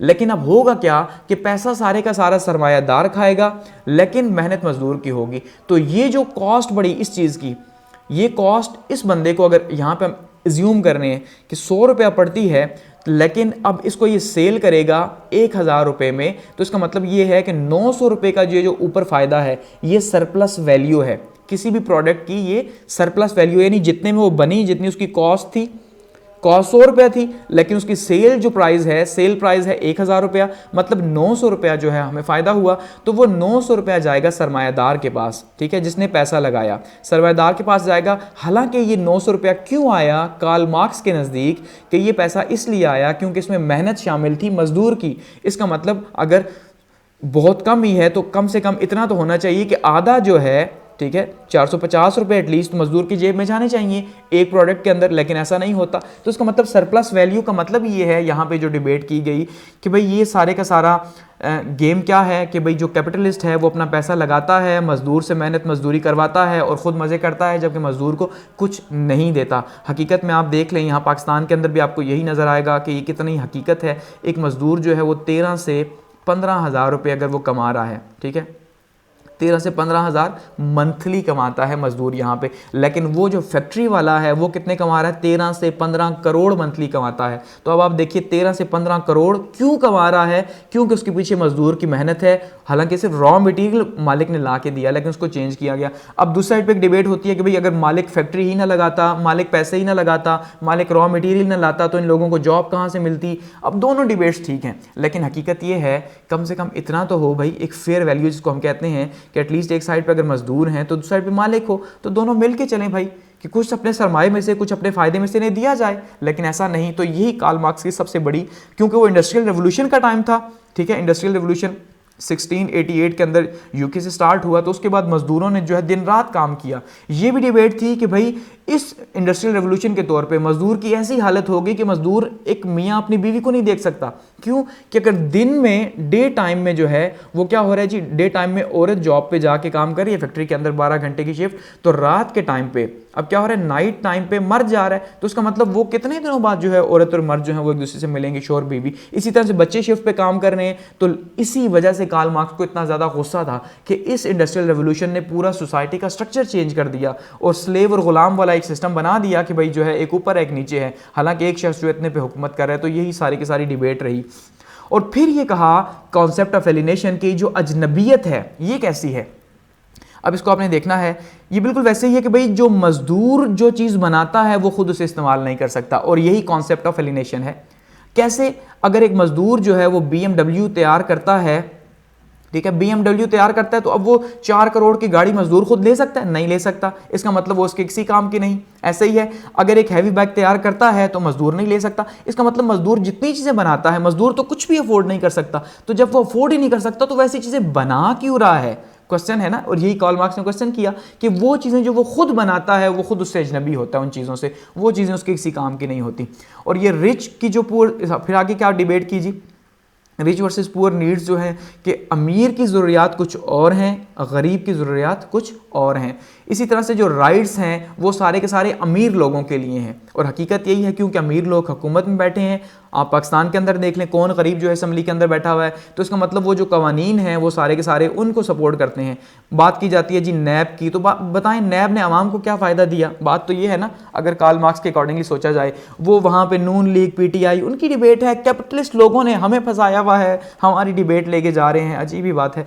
और इसी वजह से फिर जो है क्लासेस पैदा होती हैं, क्योंकि क्लास स्ट्रक्चर के ऊपर बहुत ज़्यादा कार्ल मार्क्स ने बात की कि भाई जैसे हम कहते हैं ना अपर क्लास लोअर क्लास, तो ये क्लासेस कैसे पैदा हुई सोसाइटी के अंदर? ये इसी तरह तो पैदा हुई कि भाई अगर मजदूर ना होता तो आज कोई भी अमीर ना होता। तो अमीर जो है अमीर इसी वजह से हुए हैं क्योंकि मजदूरों ने मेहनत की और उन्हें ऊपर पहुंचाया। तो इसी वजह से क्लास क्रिएट हुई, ठीक है। और इसके ऊपर बहुत ज़्यादा तनकीद की कार्ल मार्क्स ने। कहा जो स्टेट ऑफ नेचर थी, जो कुदरत का ज़माना था, उसमें तो सब बराबर थे, उसमें ना कोई मजदूर था ना कोई मालिक था, सब एक बराबर थे। तो सब एक बराबर थे। फिर ये कहाँ से जो है वो मामला जो है वो चेंज हुआ? तो मामला कहाँ से चेंज हुआ? मामला चेंज हुआ निजी मलकियत से, प्राइवेट प्रॉपर्टी से। क्योंकि जब प्राइवेट प्रॉपर्टी आई तो उसको मैनेज करने के लिए लोगों ने मुलाजिम रखे। पहले तो खुद काम करते थे, अब वो जो मुलाजिम रखे, अब ये इतनी बड़ी ज़मीन है या फैक्ट्री है, तो फैक्ट्री तो खैर बाद में ज़मीन है, तो उसको मैनेज करने के लिए छोटे छोटे यहाँ वर्कर्स रखे गए। तो ये जिसकी ज़मीन थी ये बन बैठा मालिक, और ये जो है मजदूर बन बैठे, और इस बंदे ने किया इनको एक्सप्लॉइट, और यहाँ से एक सिलसिला शुरू हो गया। इसका मतलब जो प्राइवेट प्रॉपर्टी है, ठीक है, यह सरमायादारी जो है उसी ने तबाही की। इसी वजह से सरमायादारी के बहुत ज़्यादा खिलाफ था कार्ल मार्क्स। लेबर राइट्स होने चाहिए, यानी लेबर राइट्स के ऊपर बात की, मजदूरों के हुकूक होने चाहिए, मजदूर मेहनत करते हैं, मजदूर दिन रात एक करते हैं, सरप्लस वैल्यू मजदूरों को मिलनी चाहिए, ठीक है, क्योंकि अगर हम मालिक को निकाल देंगे कार्ल मार्क्स के अकॉर्डिंगली तो सारे का सारा पैसा कहाँ जाएगा? 900 रुपये अगर मालिक देखें 100 रुपये की चीज़ तैयार हुई, 900 रुपये की सेल हो गई, 1000 रुपये की सेल होगी तो 900 का फायदा हो गया। तो अब अगर मालिक बीच में से निकल जाए तो ये 900 कहाँ जाएगा? ये भी मजदूर के पास जाएगा। यही डिबेट थी कि भाई अगर तुम लोग एक ऐसी हुकूमत बनाने में कामयाब हो जाओ जहाँ मालिक ना हो, सिर्फ मजदूर ही मजदूर की हुकूमत हो, तो ये 900 भी तुम्हारी जेब में जाएगा, तुम्हारी मेहनत का मुआवजा मिलेगा तुम्हें, तुम जितनी मेहनत करते हो तुम्हें इसका फ़ायदा होगा। ये डिबेट नज़र आई। और प्राइवेट प्रॉपर्टी नहीं होगी। अच्छा, और फिर ये सिस्टम हमने देखा रशिया के अंदर सबसे पहले रेवोल्यूशन आया, ठीक है, और रशिया के अंदर जो 1917 के अंदर रेवोल्यूशन आया तो उसके नतीजे के तौर पे वहाँ पे कार्ल मार्क्स के थॉट्स जो उनको इंप्लीमेंट किया गया, और रशिया में आज भी वही निज़ाम चल रहा है, कुछ थोड़ी सी चेंजिंग के साथ चाइना के अंदर चल रहा है, ठीक है। तो हम ये कह सकते हैं जो कार्ल मार्क्स साहब थे ये बहुत ज़्यादा इन्फ्लुएंशियल फिलोसोफर थे, क्योंकि ये इतना ज़्यादा इन्फ्लुएंशियल फिलोसोफर है कि इसके थॉट्स को पहली बार एक शक्ल मिली। अदरवाइज फिलोसफर्स के थॉट तो होते हैं लेकिन उनको उस तरह से जो है वो कहीं पर अप्लाई करने का मौका नहीं मिलता। गो कि इनकी ज़िंदगी में ऐसा पॉसिबल नहीं हुआ, उनके बाद ही हुआ, लेकिन हुआ ज़रूर इनके थॉट्स के ऊपर ही। आगे बात करते हैं जी political thoughts of Vladimir Lenin, और ये अब पिछले का ही एक तसलसल है कि जो कार्ल मार्क्स हैं उन्हीं की फ़िलासफ़ीज़ को जो लेनिन साहब हैं, ठीक है, उन्होंने जो है वो प्रैक्टिकल शक्ल दी। और यानी कहा जाए कि जो कार्ल मार्क्स हैं वो क्या थे? वो रूह थे, और जो व्लादिमीर लेनिन है ये एक जिस्म है कि उस रूह को जिस्म जो मिला, रूह भटक रही थी, वो ख्यालात भटक रहे थे, और उन ख्यालात को अचानक से जो है वो लेनिन साहब सामने आए और उन्होंने क्या किया जी, एक जिस्म की शक्ल दे दी। यहाँ पे ख्यालात घूम रहे हैं कहीं पे, उन ख्यालात को जो है वो एक शक्ल दे दी, और अब शक्ल के नतीजे के तौर पर हमें नज़र आया रशिया, कि भाई लेनिन साहब ने शक्ल दी और वो रशिया की शक्ल में हमें सामने नज़र आया।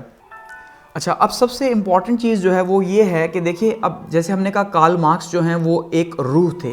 रूह मतलब उन्होंने थॉट्स दिए थे, ख़यालात दिए थे, उन ख़यालात को जो जिस्म दिया वो लेनिन ने दिया। तो अब लेनिन साहब एक पॉलिटिकल फ़िलासफ़र से ज़्यादा एक पॉलिटिकल हीरो के तौर पे देखे जाते हैं, एक पॉलिटिकल लीडर के तौर पे देखे जाते हैं कि भाई ये लीडर हैं, और इन्होंने ख़ुद अपनी फ़िलासफ़ी कोई नहीं दी बल्कि कार्ल मार्क्स की फ़िलासफ़ी को पकड़ा, उसको थोड़ा सा मोल्ड किया, लेनिनिज़म का नाम दिया और उन्होंने लागू कर दिया उस हालात के मुताबिक जो रशिया के हालात थे। तो यानी इन्होंने लीडरशिप का रोल ज़्यादा प्ले किया, फ़िलासफ़र का रोल थोड़ा सा कम प्ले किया, ठीक है। और ये भी एक बहुत ज़्यादा इन्फ्लुएंशियल फ़िलासफ़र हम कह सकते हैं, लीडर कह सकते हैं, क्योंकि इस बंदे ने इतनी ताकत थी कि इसने किसी ख़याल को जो है वो रियलिटी में ढाला, तो ये बहुत बड़ी बात है, ठीक है। तो लॉ ग्रेजुएट थे, और कार्ल मार्क्स और जो एंगल्स थे इनकी फ़िलासफ़ी से बहुत ज़्यादा मुतासिर थे, ठीक है, क्योंकि जो कार्ल मार्क्स की फ़िलासफ़ी थे इनमें इनके दोस्त थे, ठीक है जी, जो एंगल्स थे ये इनके दोस्त थे, तो इनके साथ मिलकर इन्होंने सारी की सारी फ़िलासफ़ीज़ लिखी थी। लेकिन इनकी जो स्टडी है इन्हीं वजह से, इन ख़यालात की वजह से, और रोज़ रोज़ के जो है ना ये यानी कि जिसको हम कहते हैं कि पब्लिक में आ जाना, पब्लिक को लेके आ जाना, तो अधूरी रह गई। लेकिन उसके बाद उन्होंने फिर 1891 के अंदर जो है वो एग्ज़ाम पास किया, अपना मुख्तलिफ़ ममालिक का विज़िट किया, और जहाँ जहाँ सफ़र किया वहाँ वहाँ पे इन्होंने क्या किया जी, अपने जो ख़यालात थे, अपने ख़यालात कह लें या जो कार्ल मार्क्स के ख़यालात थे, उनको अपनी ज़ुबानी जो है वो बयान किया और दुनिया को बताया कि भाई जो है ये कैपिटलिस्ट जो हैं, जो सरमायादार हैं, ये कितने ज़ालिम लोग हैं, और ये सरमायादार आपके सर के ऊपर बैठे हुए हैं, अगर आप इन्हें उतार के फेंक दें तो हुकूमत आपकी हो सकती है और सारा फ़ायदा आपका हो सकता है। और यानी कि सोशलिस्ट थॉट्स जो हैं उनको स्प्रेड किया जहाँ जहाँ ये घूमे, और बहुत दफ़ा ये जेल में भी गए, क्योंकि अब ऐसे ख़यालात की वजह से इनको ज़्यादा देर कहीं पे भी टिकने नहीं दिया गया, इस वजह से बहुत दफ़ा जेल भी गए, लेकिन फिर भी जो है अपने ख़यालात को आगे बढ़ाते रहे। फिर एक न्यूज़पेपर जो है उसका इजरा किया, अस्करा, और ये जो अस्करा न्यूज़पेपर था इसके अंदर इन्होंने अपने सोशलिस्ट थॉट्स जो हैं इनको प्रमोट किया और इनको आगे लेके आए कि भाई अब सोशलिज़म का वक्त आ चुका है और इसे हमें लाना है, यानी लोगों को जो है वो वाइब्रेशन के अंदर पैदा की, एक तहरीक पैदा की। और रशिया के अंदर आखिर मैंने जो है, क्योंकि रशियन थे तो रशिया के अंदर उन्होंने आखिर जो है फिर इन थॉट्स को बहुत ज़्यादा प्रमोट किया, और ये थॉट्स बहुत ज़्यादा जो है वो फेमस हुए, ये सोशलिज़म के जो थॉट्स हैं रशिया के अंदर। यानी कि रूस के जो मज़दूर थे सबसे पहले उन्होंने इनका साथ दिया, और उन्हीं मज़दूरों को लेकर इन्होंने जो है वो एक इनकलाब बर्पा किया, और इस इनकलाब के नतीजे के तौर पर रशिया का सिस्टम बदल गया। फिर इसी तरह से एक और न्यूज़पेपर जो है, अच्छा उससे पहले इन्होंने एक रेवोल्यूशन की बुनियाद रखी, बुल्शेव रेवोल्यूशन, जो 1904 में स्टार्ट हुआ। और ये रेवोल्यूशन जो है मज़दूरों के साथ स्टार्ट हुआ, मज़दूरों की हड़तालों के साथ स्टार्ट हुआ। किसके खिलाफ जी? रशिया की जो बादशाहत थी, उस बादशाहत के खिलाफ जो है ये रेवोल्यूशन एक स्टार्ट हुआ। और इस तरह से एक और अखबार न्यू लाइफ जो है, इसको इन्होंने जो है वो पब्लिश करना स्टार्ट किया, जिसके अंदर मज़ीद तेज़ी से इन्होंने अपनी पार्टी के लिए एक किस्म का ये था कि पार्टी के अंदर जो है इन थॉट्स को प्रमोट करने के लिए इन्होंने ये लिखा। 1917 में रिवॉल्ट जो है वो स्टार्ट हुआ। रेवोल्यूशन तो 1904 से स्टार्ट हो चुका था, लेकिन जो सही फॉर्म में आया वो 1917 में जो है ये कामयाब हुआ। और उसके बाद जो है 1918 से वहाँ पे जो है रशिया जो है वो USSR बन के सामने आया, ठीक है। और जो रेवोल्यूशन है वो पूरे के पूरे मुल्क में फैला और मिशन सक्सेसफुल हो गया। किसका जी? सोशलिज्म का या कम्युनिज्म का जो मिशन था वो सारे का सारा कामयाब हो गया। इस मिशन में कामयाबी मिली इन थॉट्स को स्प्रेड करने में। अच्छा, सोशलिस्ट कम्युनिस्ट रशिया जो है हमें देखने को मिला, यानी USSR। और फिर 1924 में जो है लेनिन साहब की जो है वो दिमाग की नस फटी और इनका इंतकाल हो गया। तो 1924 तक ये मॉडर्न जो USSR था उसके सरबराह रहे। बहुत ज़्यादा इन्फ्लुएंस इनका रहा, बहुत ज़्यादा इन्फ्लुएंशियल फिलोसोफर थे, ठीक है। और सोशलिज्म जो है उसको पूरी दुनिया के अंदर स्प्रेड करना इस बंदे का ख्वाब था, क्योंकि इस बंदे को हमदर्दी थी मज़दूरों से। तो इसने कहा पूरी दुनिया के जो मज़दूर हैं, दुनिया के अंदर जो मज़दूर मौजूद हैं, वो सारे के सारे मज़दूर, उनकी एक ही हालत है। और हकीकत ये है कि आप देखेंगे पूरी दुनिया के मज़दूरों की एक ही हालत है, चाहे वो USA के अंदर हैं, UK के अंदर हैं, कोई भी मजदूर है तो उसके लिए मैनेज करना बहुत ज़्यादा मुश्किल है, क्योंकि जो कैपिटलिस्ट है वो सारा फ़ायदा उठा रहा है। लेकिन अब बात फिर वही है, यहाँ पे ये डिबेट है कि अगर कैपिटलिस्ट ना होते तो मजदूर कहाँ से मजदूरी करता। तो अब खैर ये सारी डिबेट आती है स्टेट के ऊपर कि रियासत को इसमें इकदाम उठाने चाहिए, जिसमें इस्लाम कहता है वेलफेयर स्टेट होनी चाहिए, एक फलाही रियासत होनी चाहिए, ठीक है। जैसे इमरान खान साहब बात करते हैं रियासत मदीना की, कि भाई एक ऐसी स्टेट जहाँ पे कैपिटलिज्म भी हो, जहाँ पे सोशलिज्म भी हो, दोनों चीज़ें हों, कि भाई सरमायादारी भी मौजूद हो। सरमायादारी क्यों हो? क्योंकि सरमायादार जो है वो पैसा लगाएंगे तो लोगों को जॉब्स मिलेंगी, वो भी अपनी मेहनत करें, और वहीं पे जो गरीब लोग हैं उनकी जो किफ़ालत है वो कौन करे? वो हुकूमत के ज़िम्मे हो, हुकूमत करे। यही फलाही रियासत है जिसका कॉन्सेप्ट इस्लाम ने सबसे पहले दिया। अदरवाइज़ ये आपको डिबेट्स जो हैं ये सारे के सारी नॉन मुस्लिम्स की देखने को आपको मिलेंगी। तो इनका ये ख्वाब था पूरी दुनिया के अंदर सोशलिज्म को स्प्रेड किया जाए, और जिसके लिए कोशिशें भी की गई, क्योंकि उसके बाद इनका जो अगला टारगेट था वो चाइना था। और आपने देखा कि चाइना के बाद, इसमें के बाद हम जब चाइना को स्टडी करेंगे तो वहाँ पे इनके थॉट्स के के तौर पे वहाँ पे रेवोल्यूशन स्टार्ट हुआ और चाइना में भी बदल गया। और ये क्या कहते हैं जी, ताकत दी जाए। किसको ताकत दी जाए जी? लेबर को ताकत दी जाए, लेबर जो है उसको एम्पावर किया जाए।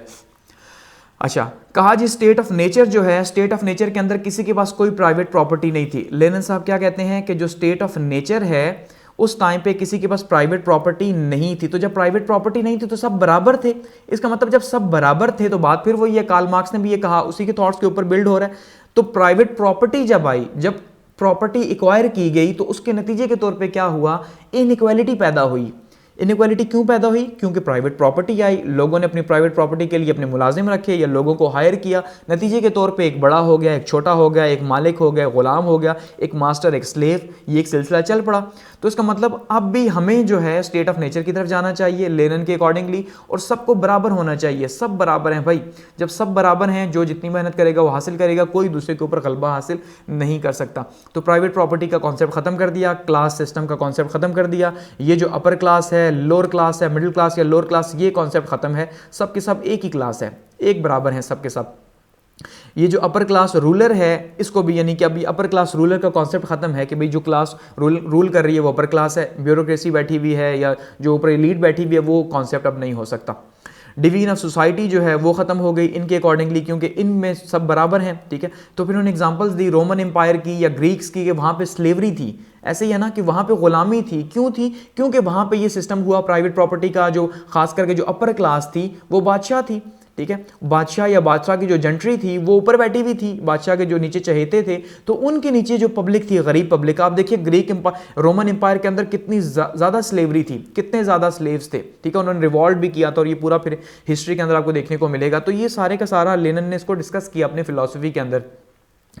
तो उसने क्या कहा जी, लेनिन ने क्या कहा, यानी कि उसकी स्टेट के थॉट्स क्या हैं? एक दूसरे की मदद की जाए, help each other, live freely, आज़ादी से रहा जाए, ठीक है। रहा आज़ादी से जाए, ऐसा नहीं है कि किसी का गुलाम, वहाँ पे तो कैपिटलिस्ट के गुलाम है ना, सरमाएदारों के गुलाम है गरीब, लेकिन यहाँ पे तो जब कोई सरमाएदार ही नहीं तो इसका मतलब यहाँ पे तो प्योर आज़ादी है और हुकूमत का काम उस आज़ादी को प्रमोट करना है। पीपल्स रूल है, लोगों की हुकूमत अपनी, और सोशलिस्ट इकॉनमी है। सोशलिस्ट इकॉनमी हर एक के लिए एक जैसी अपॉर्चुनिटीज़ हैं, सब बराबर हैं, सब हुकूमत के मुलाजिम हैं, सिंपल अगर सिंपली देखा जाए। और अगर बात करें बेसिक प्रिंसिपल्स ऑफ सोशलिज्म की कि वहाँ पे क्या बेसिक प्रिंसिपल्स हैं सोशलिज्म के, कि ऐसा क्या था कार्ल मार्क्स के थॉट्स के अंदर, ठीक है, या फिर लेनिन ने जो जिनको शक्ल दी, कि क्या चीज़ें दी जा रही थी जो आज हमारी सोसाइटी में, या लेट्स सपोज हम बात करते हैं पाकिस्तान की ही, ठीक है, कि पाकिस्तान में ये चीज़ देखने को नहीं मिलती। क्या फ्री एजुकेशन पाकिस्तान में है? नहीं, हकीकत के अंदर गवर्नमेंट है लेकिन गवर्नमेंट में कोई जाता नहीं क्योंकि वहाँ का स्टैंडर्ड नहीं। तो प्राइवेट में आप देखें कितनी बड़ी बड़ी फीसेस जो है देनी पड़ती हैं। अच्छा, फ्री हेल्थ सर्विसेज क्या यहाँ पे हैं? यही तो दो चीज़ें हैं जो गरीब मुल्कों में या जो कैपिटलिस्ट मुल्कों में तबाही फैला रही हैं। एक तो एजुकेशन के नाम पर, क्यों कि हर एक ने चाहना है कि उसके बच्चे पढ़ जाएँ, तो उसके लिए अपना पेट काटने को तैयार है, बड़ी बड़ी फीसेस देने को तैयार है, और ये लोग जुल्म करते हैं। दूसरी साइड पे क्या हो रहा है? हेल्थ सर्विसेज, कि अब जिसको जो बंदा फंसा इन हॉस्पिटल्स के पास, प्राइवेट क्लिनिक्स के पास, तो ये उसकी तबाही करेंगे। तो इसका मतलब ये है कि ये दोनों चीज़ें फ्री हैं रशिया के अंदर या सोशलिज्म के अंदर फ्री हैं। प्राइवेट प्रॉपर्टी कोई नहीं, आप कोई प्राइवेट प्रॉपर्टी नहीं रख सकते, गाड़ी नहीं रख सकते, ये अब तो चेंज हो चुका है, लेकिन उस टाइम पे ऐसा कुछ भी नहीं था, अपनी जायदाद नहीं रख सकते, ठीक है, जो कि हमें शायद बुरा लगे कि यार ऐसा कैसे होगा। सब के सब बराबर है, ये सबसे इंपॉर्टेंट चीज़, कोई छोटा कोई बड़ा, कोई अफसर कोई ऐसा नहीं, सब बराबर हैं। रूलिंग क्लास नहीं है, नो क्लास डिवीजन है, अपर क्लास लोअर क्लास कुछ नहीं है कि अपर क्लास जो है वो कैंट एरियाज में रहती है और दूसरी साइड पे ऐसा कुछ नहीं है, सब बराबर है भाई। कंट्रोल्ड बैंकिंग सिस्टम है, ऐसा सिस्टम भी नहीं है, बैंकिंग सिस्टम आज़ाद, ठीक है। इनकम टैक्स बहुत ज़्यादा वहाँ देना पड़ता है क्योंकि उसी के ऊपर तो वो सारे का सारा इनके फ्री सर्विसेज देते हैं। नो इनहेरिटेंस राइट है, ऐसा नहीं कि अब्बा जी जो है, जब अब्बा के पास ही कुछ नहीं था, ठीक है, यानी अब्बू जी जो हैं उनके पास जब कुछ था ही नहीं तो बच्चे को क्या मिलेगा। अदरवाइज तो ये होता है ना, अब्बे के पास अगर 10 कनाल ज़मीन है तो वो सारी की सारी बच्चों को मिलेगी, लेकिन वहाँ पे तो है ही नहीं, तो इनहेरिटेंस राइट भी नहीं है। Nationalisation of factories and agriculture, यानी कि हर चीज़ कौमी तहवील के अंदर है, ठीक है जी, कौमी तहवील। जैसे हमने देखा भुट्टो साहब ने जो है वो 70s और 80s के अंदर भुट्टो साहब ने एक काम किया था कि 1972 में और 74 में जो है उन्होंने इंडस्ट्रियलाइजेशन करवाई थी, उसके नतीजे के तौर पे नेशनलाइजेशन की पॉलिसी अपनाई गई थी जिसने हमारे मुल्क को काफ़ी ज़्यादा ख़राब किया, ठीक है, क्योंकि लॉन्ग टर्म के लिए नहीं चल सकी। इसी तरह से कंट्रोल्ड लेबर है, क्योंकि लेबर की ही हुकूमत है तो लेबर ही कंट्रोल है। तो सिंपल यानी कि ये वो सारी बातें हैं जो कि उन सोसाइटीज़ के अंदर जहाँ सोशलिज्म है मौजूद हैं, लेकिन हमारी सोसाइटीज़ के अंदर मौजूद नहीं है। तो ये लेनिन साहब के थॉट्स थे। आगे बात करते हैं जी, और दोबारा से कुछ आते हैं मज़ीद फ़िलासफ़र्स की तरफ। जॉन रॉल साहब की बात करते हैं और देखते हैं इनके पॉलिटिकल फ़िलासफ़र्स क्या थे। ये पोस्ट मॉडर्निज़म के फ़िलासफ़र हैं। पोस्ट मॉडर्निज़म से मुराद ये है कि जो मॉडर्न फ़िलासफ़ी है उसके बाद की फ़िलासफ़ी जो स्टार्ट हुई, यानी कि जो लास्ट सेंचुरी की फ़िलासफ़ी थी, 20th सेंचुरी की जो फ़िलासफ़ी थी, ये उसके फ़िलासफ़र थे जॉन रॉल साहब। 1921 से 2002 तक का जो है इनका टाइम ड्यूरेशन है और ये USA से इनका ताल्लुक़ था, ठीक है जी। तो ये बहुत ज़्यादा फेमस रहे हैं। क्यों फेमस रहे हैं? क्योंकि ये एक मॉडर्न फ़िलासफ़र थे। ये टीवी और मीडिया सेलिब्रिटी के तौर पे सामने आए। इन्होंने जाके जो है वो डिबेट्स की, टीवी के ऊपर, मीडिया के ऊपर, फंक्शंस में बातें की, जाके अपने थॉट्स को स्प्रेड किया। यानी कि उनके जो सबसे इंपॉर्टेंट थॉट है वो क्या है? जस्टिस एंड ट्रूथ, इंसाफ और सच्चाई। सबसे इंपॉर्टेंट चीज़ इनके थॉट्स में जो हमें देखने को मिलती है वो यही है कि इंसाफ और सच्चाई जो है वो सबसे ऊपर होनी चाहिए, और इन्हीं के इन्होंने यानी इन दो थॉट्स का प्रचार किया। वेलफेयर स्टेट इनके लिए बहुत अच्छी। अब देखिए यहाँ पे फर्स्ट टाइम कोई फ़िलासफ़र हमें देखने को मिला इन 17 फ़िलासफ़र्स में जिसने वेलफेयर स्टेट की या फलाही रियासत की जो है वो बात की कि भाई ये मसला ऐसे हल नहीं होगा, कैपिटलिज्म या सोशलिज्म की डिबेट से निकलो, ठीक है। और वो डिबेट जो इस्लाम ने बात की, वेलफेयर स्टेट की, मदीना की रियासत की जो बात की, एक ऐसी रियासत की बात करो कि जहाँ पे कैपिटलिज्म भी मौजूद हो और सोशलिज्म भी मौजूद हो, जो गरीब लोग हैं उनकी हिफाजत की जिम्मेदारी हुकूमत की हो, सिंपल। तो वेलफेयर स्टेट का जो कॉन्सेप्ट है वेस्ट के अंदर जॉन रॉल साहब ने इंट्रोड्यूस करवाया या उन्होंने दिया। गो कि वहाँ पे बहुत सी चीज़ें ऐसी फॉलो हो रही हैं, ऐसा नहीं कि फॉलो नहीं होती। अच्छा, थ्योरी ऑफ जस्टिस जो है इन्होंने दी। अब इनकी थ्योरी ऑफ जस्टिस के ऊपर ज़रा बात करते हैं, क्योंकि इनकी जो सबसे इंपॉर्टेंट थ्योरी थी वो थ्योरी ऑफ जस्टिस ही थी। और वेल ऑफ इग्नोरेंस के ऊपर इन्होंने बात की, जहालत के पर्दे के ऊपर। अब इसको आपने समझना है कि जहालत का पर्दा क्या है। देखिए, वेल ऑफ इग्नोरेंस की अगर बात की जाए या जहालत के पर्दे की बात की जाए, उनका जो इंसाफ है, जो जस्टिस है, वो सबके लिए एक है, सब बराबर हैं, सबके हुकूक एक जैसे हैं, सब, ना कोई अमीर है ना कोई गरीब है, ना कोई छोटा है ना कोई बड़ा है, सब एक जैसे हैं, ना कोई नीला कोई पीला, कोई रेसिज्म नहीं है, ठीक है। अब इन्होंने कहा हमें ये कैसे पता चलेगा, ठीक है, हमें कैसे पता चलेगा सिविल एंड पॉलिटिकल राइट्स जो हैं, उसके ऊपर जब इन्होंने बात की तो हमें कैसे पता चलेगा कि सिविल राइट्स क्या हैं, पॉलिटिकल राइट्स क्या हैं, कौन ऊपर है कौन नीचे है। तो इनका हमारा प्रॉब्लम ये है कि हम जब किसी चीज़ को देखते हैं तो हम एक ऐनक से देखते हैं, खास किस्म की ऐनक से। वो ऐनक क्या है कि वो ऐनक है हमारे यहाँ स्टेटस को की, या वो ऐनक हम कह सकते हैं जो जिस ऐनक से हम इन चीज़ों को देख रहे हैं वो एक पहले से हमारे दिमाग में मौजूद एक फ्रेम है, ठीक है, लॉ ऑफ फ्रेम से कहते हैं ना। तो हमारे दिमाग में हर चीज़ का एक स्ट्रक्चर मौजूद है। हम तब तक कामयाब नहीं हो सकते इंसाफ लाने में, हुकूक की बराबरी में, जब तक हम वेल ऑफ इग्नोरेंस के थ्रू जो है चीज़ों को नहीं देखेंगे। इसको आपने समझना है। अब पहले ज़रा उस ऐनक को देखिए जिस ऐनक से हम चीज़ों को देखते हैं, ताकि हम वेल ऑफ इग्नोरेंस को समझ सकें। अब देखिए है क्या कि अक्सर आपने खुद से क्वेश्चन किया होगा कि यार सबसे पहले हम अगर बहुत नॉर्मल सादा चीज़ों से लें तो यार किसी ने आलू का नाम आलू भी रखा होगा, किसने रखा है आलू का नाम आलू, और किसी ने प्याज का नाम प्याज भी रखा होगा, ऐसे ही है ना। तो अगर प्याज का नाम रखने वाले ने आलू को प्याज कह दिया होता और प्याज को आलू कह दिया होता तो फिर क्या होता? मजे की डिबेट है ना।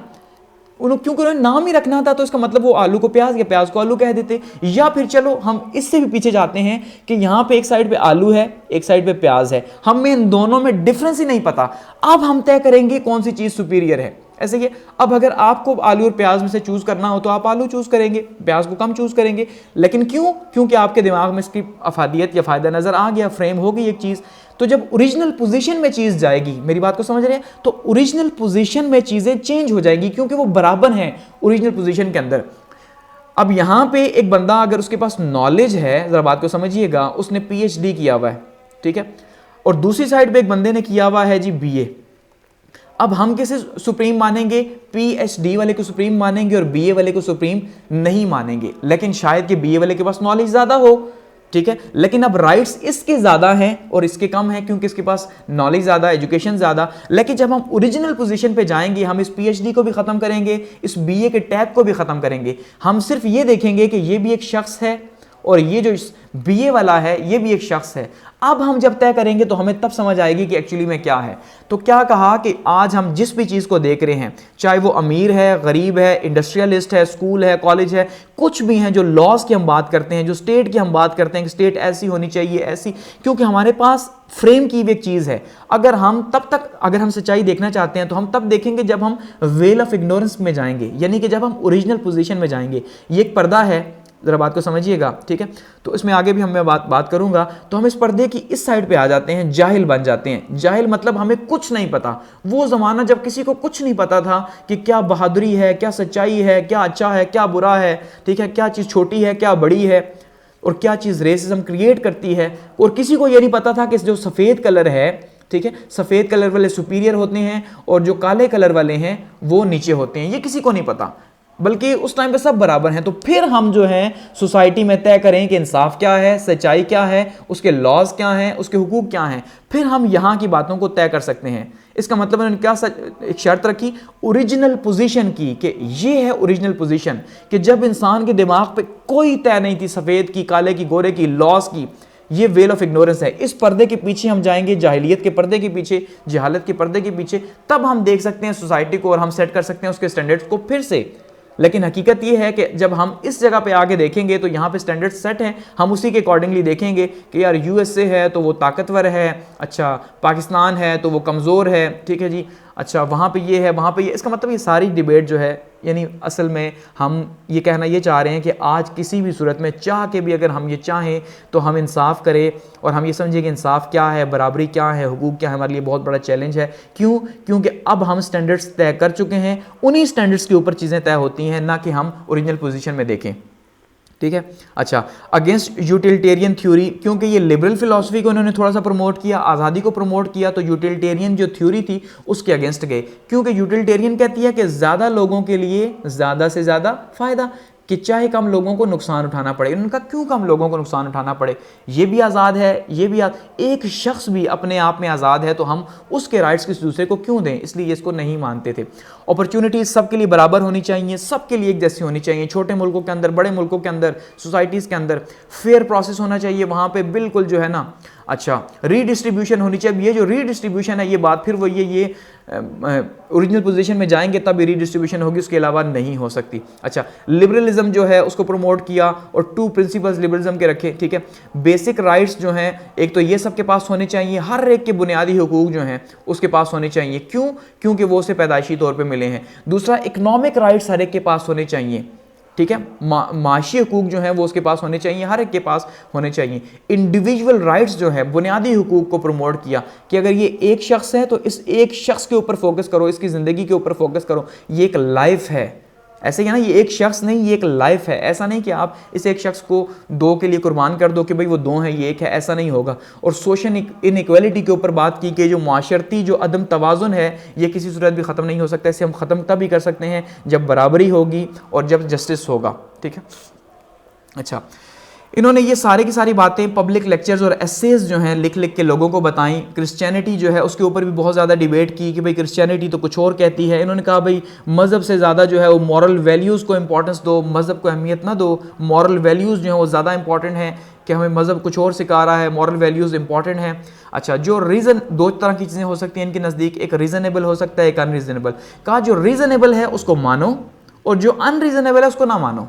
सिंपल बात, जो बात समझ आ रही है उसको मानो। और ये हम देखते हैं सोसाइटी के अंदर हमें ऐसे थॉट्स नजर आते हैं, यार मुझे तो समझ नहीं आ रहा, मैं तो नहीं मानता, ऐसे ही हाँ यार मुझे समझ आ रहा है मैं मान लेता हूँ, तो इसका मतलब या तो रीजनेबल होगा या अनरीजनेबल होगा। अच्छा, राइट्स जो हैं, हुकूक जो हैं उनको प्रेफर किया जाए, गुड को प्रेफर ना किया जाए। ये बिल्कुल बात वही है कि लिबर्टी हुकूमत के पास कम हो और आवाम के पास ज़्यादा हो, ठीक है। यानी कि जो कवानीन हैं, जो हुकूक हैं उनको ज़्यादा किया जाए, ना कि हम देखें गुड क्या है। गुड तो यूटिलिटेरियनिज्म की थ्योरी है, ठीक है। राइट्स जो है वो लिबरलिज्म की थ्योरी है, तो इसको इसलिए इन्होंने राइट्स को प्रेफर किया, गुड को प्रेफर नहीं किया।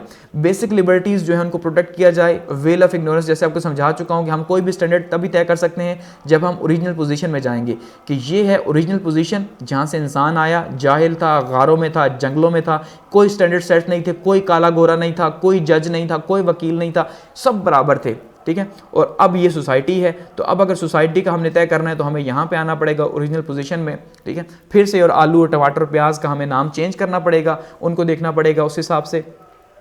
लिबरल सोशलिस्ट रिजीम, क्योंकि अब इन्होंने वेलफेयर स्टेट की बात की तो इन्होंने ये पॉइंट दिया। अब ये पॉइंट बड़ा इंपॉर्टेंट है, आप इसको समझिए ज़रा। एक तो लिबरल यानी कि आज़ादी होनी चाहिए, हर शख्स अपने आप में आज़ाद है और हर शख्स इंपॉर्टेंट है, point 1। Point 2, socialist regime. Socialist का मतलब क्या है कि लोगों को वहाँ पे जो है ना हुकूक दिए जाए, उनको राइट्स दिए जाएँ, और हुकूमत जो गरीब लोग हैं या जो आम सोसाइटी है उसको प्रोटेक्ट करे, ना कि कैपिटलिस्ट लोगों को, सरमाएदार लोगों को प्रोटेक्ट करे। तो ये एक ज़बरदस्त किस्म का बात फिर वही है, ये बिल्कुल वही थॉट्स हैं जो हम कह सकते हैं कि इस्लाम के थॉट्स के बहुत करीब करीब है। रिलीजियस इंडिपेंडेंस होनी चाहिए, मजहबी आज़ादी, हर एक को मजहब जो है जो मर्जी फॉलो करे उसका अपना मसला है। अच्छा, नेचुरल लॉटरी की बात की, स्किल और टैलेंट की बात की। कहा नेचुरल लॉटरी क्या है, हर शख्स के पास स्किल्स हैं और टैलेंट है, जिसके ऊपर वो कहे कि भाई मेरे पास ये स्किल्स भी हैं, टैलेंट भी है, लेकिन हकीकत ये है कि वो स्किल और टैलेंट उसका नहीं, बल्कि वो एक नेचुरल लॉटरी है, वो नेचर की तरफ से उसे दी गई है कि जो भी उसके पास स्किल है या टैलेंट है और उससे वो फ़ायदा उठा रहा है, और इस नेचुरल लॉटरी के थ्रू वो कह रहा है कि मैं ऊपर हूँ, मैं नीचे हूँ। हालांकि हर एक को देखा जाए तो हर एक के पास एक स्किल मौजूद है, एक टैलेंट मौजूद है, और उन्हें स्किल्स और टैलेंट की बेस पे हम सेपरेट तो कर सकते हैं, लेकिन छोटा बड़ा नहीं कर सकते कि भाई इसके पास ये स्किल है तो ये छोटा है, इसके पास ये स्किल है तो ये बड़ा है, ऐसा नहीं हो सकता, ठीक है। ये नेचुरल लॉटरी है, ये नेचर की तरफ से एक अता की हुई चीज़ है जिसका हमें फ़ायदा उठाना चाहिए बराबरी के लिए, ना कि जो है हम इसको नेगेटिव वे में लेके जाएं। तो ये जॉन रॉल्स साहब के कुछ पॉलिटिकल थॉट्स थे। आगे बढ़ते हैं, माओ ज़ेडोंग की बात करते हैं जी। माओ ज़ेडोंग यानी कि जो चाइना के अंदर रेवोल्यूशन लाया जिस शख्स ने, वो माओ ज़ेडोंग हैं, और माओ जो है इनको कहा जाता है, या चेयरमैन माओ जो है इन्हें नॉर्मली कहा जाता है। इनके पॉलिटिकल थॉट्स की बात करते हैं, इनके पॉलिटिकल थॉट्स भी जो है वो कार्ल मार्क्स से ही लिए गए हैं। कार्ल मार्क्स और एंगल्स जो है उन्होंने जो है वो फ़िलासफ़ी जो दी थी उसी के ऊपर जो हमने देखा कि लेनिन ने रशिया के अंदर रेवोल्यूशन लाया, अब उसके बाद चाइना का नंबर है, चाइना के अंदर रेवोल्यूशन आया और लाने वाला शख्स जो है वो ये था, लेकिन थॉट्स इनके पीछे यही थे। तो ये जो है चाइना से इनका ताल्लुक़ है। सोशलिस्ट मूवमेंट जो है इसके बानी रहे हैं और सोशलिस्ट मूवमेंट के साथ ये चले हैं, और ये किसान के बेटे थे और लाइब्रेरियन की जॉब जो है ये करते थे, और ये उस टाइम की बात है जब चाइना में किंगशिप डिक्लाइन हो रही थी, यानी कि हम देखा कि 20वीं सेंचुरी के स्टार्ट में जो हमने देखा वो टाइम गुजरा, चाइना में बहुत ही ज़्यादा एक किस्म का जैसे कहा जाता है भाई अफीमी कौम बन चुकी है, वहाँ पे बहुत ज़्यादा डिक्लाइन था, लोग नीचे जा रहे थे, लोगों के पास मॉरल वैल्यूज़ नहीं थी, यानी चाइना बहुत ही बुरे हालात से गुजरा था, बहुत बुरे हालात हम उसे कह सकते हैं चाइना के। उस टाइम पर शख्स ने देखा, और फिर शख्स की जब लाइब्रेरियन की जॉब कर रहे थे तो 2 प्रोफेसर से मुलाकात हुई जो कि सोशलिस्ट पार्टी के बानी थे। सोशलिस्ट पार्टी जो चाइना की थी उसके जो है ये बानी थे, तो उन्होंने इन्हें इंट्रोड्यूस करवाया कार्ल मार्क्स और लेनिन के थॉट्स से। तो ये बंदा बहुत ज़्यादा इन्फ्लुएंस हुआ इनके थॉट्स से, कार्ल मार्क्स के, कि यार हकीकत में ऐसा ही होना चाहिए, आवाम की हुकूमत होनी चाहिए या मज़दूरों की हुकूमत होनी चाहिए, तो बादशाह नहीं होना चाहिए। तो इन थॉट्स के ऊपर इस बंदे ने फिर क्या किया जी, इन्होंने फिर एक स्टार्ट किया, इन्होंने पार्टी ज्वाइन की, लेबर पार्टी। उसके बाद ट्रेड यूनियन जो है वहाँ पे अपने आप को मनवाया। फिर इन्होंने कहा भाई अगर रिवॉल्ट लाना है तो किसानों का साथ देना पड़ेगा। किसानों का साथ दे के इन्होंने जो है एक बगावत शुरू की, लेकिन उसको कुचल दिया गया। उसके बाद फिर जो है ये पहाड़ी इलाकों की तरफ निकल गए। पहाड़ी इलाकों में निकले तो वहाँ पर जो है इन्होंने गुरीलों से एक मुलाकातें की, गुरीले पहाड़ों में छुपे हुए थे। तो उन गुरीलों से मुलाकातों के बाद जो है उन्होंने अपनी आर्मी बिल्ड की और 1926 में एक रिवॉल्ट किया जो नाकाम हो गया। फिर वही जो गुरीलास जो थे उन गुरीला टैक्टिक्स के थ्रू इन्होंने हुकूमत को छेड़ना शुरू कर दिया। अब इन्हें मौका चाहिए था कि किसी तरह से मौका मिले और उस मौके के थ्रू जो है ये चाइना में या चाइना की जो पॉलिटिक्स है, जो गवर्नमेंट है, उसमें इन हो जाए। और मौका इन्हें मिल गया वर्ल्ड वॉर सेकंड की शक्ल में, कि जब वर्ल्ड वॉर सेकंड में हमने देखा जी, या वर्ल्ड वॉर सेकंड से थोड़ा पहले जब जापान ने अटैक किया चाइना के ऊपर, तो मंचूरिया के ऊपर, तो उसके बाद क्या हुआ कि इन्हें मौका मिला, क्योंकि वहाँ की जो चाइनीज़ जो आर्मी थी उसको तो शिकस्त हुई, लेकिन इनकी आर्मी सामने आ गई। उन्होंने खुद को चाइना को प्रोटेक्ट भी किया और उसके बाद जो है एक लॉन्ग मार्च किया। और माना जाता है दुनिया का सबसे तवील लॉन्ग मार्च था ये, जो पहाड़ों से, ठंडे समंदरों पानियों से गुजरा और वहाँ से गुजर के पहुँचा, और सबसे बड़ी तादाद में ये लॉन्ग मार्च था। और वर्ल्ड वॉर सेकंड के बाद जो है फिर कम्युनिस्ट इन्फ्लुएंस जो है वो ज़्यादा तेज़ से फैला और उसके नतीजे के तौर पे क्लास स्ट्रगल जो है उसको ख़त्म कर दिया गया। और चाइनीज़ को फिर कहा गया चाइनीज़ को सर्व करना है और स्ट्रगल करनी है और विन करना है। ये उनके राइट्स, ये उनके वो थॉट्स हैं जिनके ऊपर जो है वो मॉडर्न चाइना खड़ा हुआ है। डेमोक्रेसी, फ्रीडम एंड मैसेज, यानी लोगों के लिए जो है वो आज़ादी होनी चाहिए, ठीक है, कोई भी कैपिटलिस्ट ना हो। रिसर्च और स्टडी, यानी कि अब आप कैसे प्रमोट कर सकते हैं रिसर्च को और स्टडी को प्रमोट किया जाए। मॉडर्न चाइना के ये जो प्रिंसिपल्स आप देख रहे हैं ये आज हम नज़र आते हैं। तो कह सकते हैं आज जो चाइना दुनिया के सर पे बैठा हुआ है और हुक्मरानी कर रहा है, उसके पीछे अगर कोई थॉट्स हैं तो वो माओ ज़ेडोंग के हैं। इन्होंने ही जो है वो मॉडर्न चाइना की बुनियाद रखी और चाइना के अंदर रेवोल्यूशन लाया। वो कि इसमें रशियन जो कम्युनिस्ट थे उन्होंने बहुत ज़्यादा इसकी हेल्प भी की, माओ ज़ेडोंग की और इनकी आर्मी की, लेकिन उसके बावजूद जो है इनको जो शक्ल दी गई चाइना के अंदर तो वो माओ ज़ेडोंग ने ही दी और मॉडर्न चाइना की बुनियाद रखी। और 1949 के अंदर चाइना के अंदर रेवोल्यूशन आया, बादशाहत ख़त्म हो गई और फिर 1949 से लेके 1976 तक, अपनी मौत तक जो है ये चाइना के हेड रहे, ठीक है, माओ ज़ेडोंग। और उन्होंने चाइना को एक नई शक्ल दी और आज चाइना दुनिया के ऊपर रूल कर रहा है इसी फ़िलासफ़ी की बेस के ऊपर। इनको जो है यानी कि इनकी फ़िलासफ़ी एक्चुअली में क्या है, सोशलिज़म की फ़िलासफ़ी है। आगे बढ़ते हैं और बात करते हैं पॉलिटिकल थॉट्स ऑफ एंटोनियो ग्रैम्सी की, जो कि इटली के फ़िलासफ़र थे और ये भी जो है एक 20वीं सेंचुरी के एक फ़िलासफ़र थे और बहुत ज़्यादा इन्फ्लुएंशियल फ़िलासफ़र रहे हैं। क्यों फ़िलासफ़र रहे, इन्फ्लुएंशियल फ़िलासफ़र रहे हैं? क्योंकि इन्होंने इटली के अंदर मार्क्स फ़िलासफ़ी की बात की कि जो कार्ल मार्क्स हैं उनकी फ़िलासफ़ी को इटली के अंदर प्रमोट किया। जर्नलिज्म से इनका ताल्लुक था, जर्नलिस्ट भी थे, यानी कि लिंग्विस्टिक्स भी थे, राइटर भी थे और पॉलिटिशियन भी थे। तो कम्युनिस्ट पार्टी जो है उसके फाउंडिंग मेंबर भी रहे इटली के अंदर। जो फाशिस्ट रेजीम था, ठीक है, मसलूमी का, उसके अगेंस्ट में उसी टाइम पे इन्होंने जो है वो कम्युनिस्ट पार्टी की बुनियाद रखी थी ग्रैम्सी ने, एंटोनियो ग्रैम्सी ने। तो इस वजह से जो है इनको माना जाता है। और सबसे इंपॉर्टेंट जो इनकी फ़िलासफ़ी थी वो हेजेमनी थी। अब हेजेमनी क्या है, या हेजेमनी को नॉर्मली क्या कहा जाता है, डोमिनेशन। इन्होंने इसके ऊपर बहुत ज़्यादा डिबेट की कि भाई ये जो ऊपर की क्लास बैठी हुई है, जो नीचे की क्लास के ऊपर रूल कर रही है, ये जो है ये मास्टर्स हैं और ये जो है ये स्लेव्स हैं। ये मास्टर और स्लेव का रिलेशन आया कहाँ से? तो इन्होंने फिर इसके ऊपर डिबेट की कि भाई ये हेजेमनी है, ये डोमिनेशन है। चाहे वो डोमिनेशन छोटे कल्चर की बड़े कल्चर के ऊपर है, एक बंदे की दूसरे बंदे के ऊपर है, या एक मुल्क की दूसरे मुल्क के ऊपर है, ये हेजेमनी है। और इसके ऊपर कल्चर हेजेमनी का भी इसे नाम दिया गया और इसके ऊपर बहुत ज़्यादा बात की गई। और कैपिटल स्टेट जो है उसके अगेंस्ट में बात की गई, क्योंकि कैपिटल स्टेट के अगेंस्ट थे। ऑब्वियसली जब ये मार्क्स फिलॉसफी दे रहे हैं तो कैपिटल स्टेट के खिलाफ ही होंगे। पावर और कंसेंट के इन्होंने एक थ्योरी दी।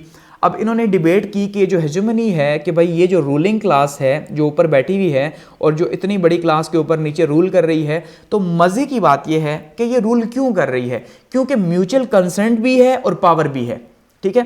यानी कुछ तो इन लोगों की ताकत है और कुछ जो है इनका कंसेंट है, इनकी मर्जी है, ठीक है।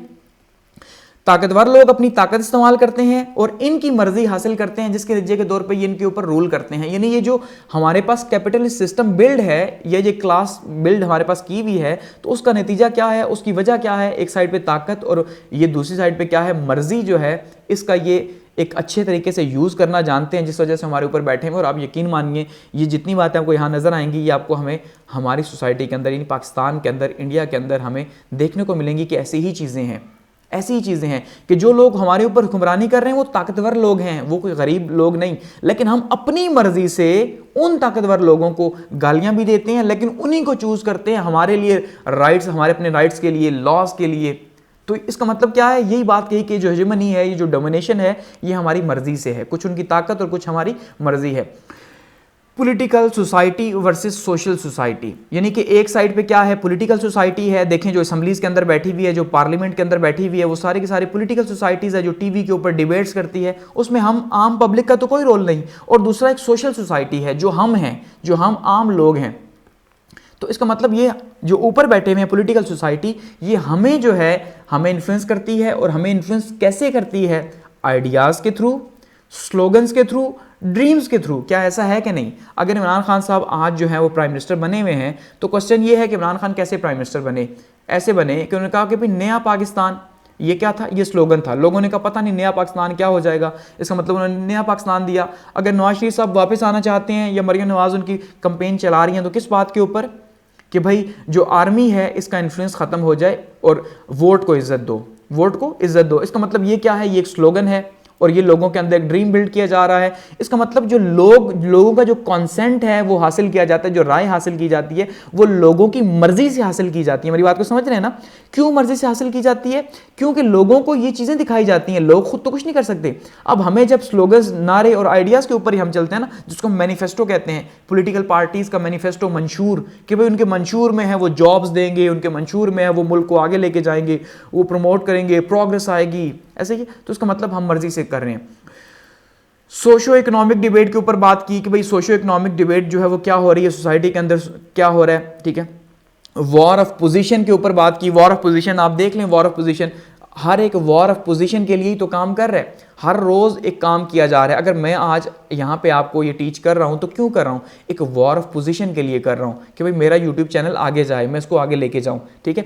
आप अगर मेरी वीडियो सुन रहे हो, पढ़ रहे हो, तो क्यों पढ़ रहे हो? क्योंकि आप ये चाहते हो कि इल्म के थ्रू, नॉलेज के थ्रू आप अपने आप को आगे लेके जाओ। इसका मतलब ये वॉर ऑफ पोजीशन है, अपनी पोजीशन को चेंज करना चाहते हो, आगे लेके जाना चाहते हो, ऐसे ही है। फिर एक रूलिंग क्लास बैठी हुई है और वो रूलिंग क्लास गरीब लोगों के ऊपर हुकूमत कर रही है, ठीक है। इसके अलावा एजुकेशन के ऊपर बहुत ज़्यादा फोकस किया और कहा कि जो इंटेलेक्चुअल्स हैं, हर शख्स इंटेलेक्चुअल है। क्या कहा? हर शख्स इंटेलेक्चुअल है। लेकिन वो इंटेलेक्चुअल्स एक खास किस्म का जो तबका है, जो अंग्रेजी का जो तबका बना हुआ है, ठीक है, जो मैस मीडिया ने क्रिएट किया है, जो मीडिया के ऊपर बैठता है, जो इंग्लिश एजुकेशन की बात करता है, ये वो तबका है जो हुक्मरान तबका है। ये ओवरऑल बात की इन्होंने, ठीक है, कि भाई वो मीडिया के ऊपर जो इंटेलेक्चुअल्स बैठे हैं, वो इंटेलेक्चुअल्स खास किस्म की पार्टीज को सपोर्ट कर रहे हैं और प्रमोट कर रहे हैं। और हम उनके इन्फ्लुएंस में आके हम ये मानते हैं कि फलां चैनल के ऊपर अच्छी डिबेट होती है, फलां चैनल के ऊपर अच्छी होती है। क्यों? क्योंकि हम उनके थॉट्स से इन्फ्लुएंस्ड हैं। हालांकि वो हमारे लिए काम नहीं करते, वो भी हमसे ऊपर हैं। ये जो मीडिया के ऊपर एंकर्स बैठे हुए हैं, हकीकत में ये भी हमसे ऊपर हैं। मेरी बात को समझ ना, आम लोगों से ऊपर, ये भी क्लास में रहते हैं। तो इसका मतलब ये है कि वो इंटेलेक्चुअल नहीं, बल्कि हमें खुद एजुकेशन हासिल करके इंटेलेक्चुअल बनना है और दूसरों को एजुकेट करना है, उनको सोच देना है, उनको शऊर देना है। यानी कि इनका कहने का मतलब ये है। और इसी तरह जो मटेरियलिज्म है उसके ऊपर उन्होंने काफ़ी ज़्यादा तनकीद की कि जो मटेरियलिज्म, क्योंकि मार्क्सिस्ट है लेकिन उसके बावजूद, मार्क्सिस्ट होने के बावजूद उन्होंने मटेरियलिज्म के ऊपर काफ़ी ज़्यादा तनकीद की, अपनी एक फ़िलासफ़ी को इंट्रोड्यूस करवाया कि भाई मटेरियलिज्म ही जो है, मादी तरक्की ही एक मकसद नहीं है इंसान का, ठीक है। तो ये एंटोनियो ग्राम्शी जो हैं, इनके कुछ पॉलिटिकल थाट्स थे। और लास्ट पॉलिटिकल फिलोसोफर की बात करते हैं वो हैं जी जॉन पॉल सार्ट्रा, ठीक है। जॉन पॉल सार्ट्रा 1905 से 1980 तक जो है ये फ्रांस के अंदर इनका टाइम रहा, और ये भी जो है पोस्ट मॉडर्निज्म के फिलोसोफर हैं, और पोस्ट मॉडर्निज्म में बहुत बड़ा नाम है जॉन पॉल सार्ट्रे का, बहुत बड़ा नाम आप ये कह सकते हैं। और ये भी क्योंकि एक हीरो के तौर पे सामने आए, टीवी के ऊपर डिबेट्स करना, जाके जो है वो लोगों को इन्फ्लुएंस करना, डिबेट्स देना उनके साथ, उनके सामने जो है स्पीचेस करना, इस तरह के फिलोसोफर रहे हैं और उन्होंने अपनी पॉलिटिकल फिलोसफी दी है। ये एक प्ले राइटर थे, नॉवलिस्ट थे, स्क्रीन राइटर थे, पॉलिटिकल एक्टिविस्ट थे और बायोग्राफर थे, ठीक है जी। और ये एक लिटरेरी क्रिटिक भी थे, यानी कि लोगों के ऊपर जिन्होंने लिखा हुआ था उनके ऊपर तनकीद की, अच्छे अंदाज में तनकीद की। और इनके अपने ऊपर अगर बात की जाए इन्फ्लुएंस की, तो इनके ऊपर हीगल का और मार्क्स का जो है ये इन्फ्लुएंस था, यानी मार्क्सिज्म को ये मानते थे और हेगेलियनिज्म को जो है ये मानते थे। तो इन दो फिलोसोफर्स का इन्फ्लुएंस इनके ऊपर हमें देखने को मिलता है, ठीक है।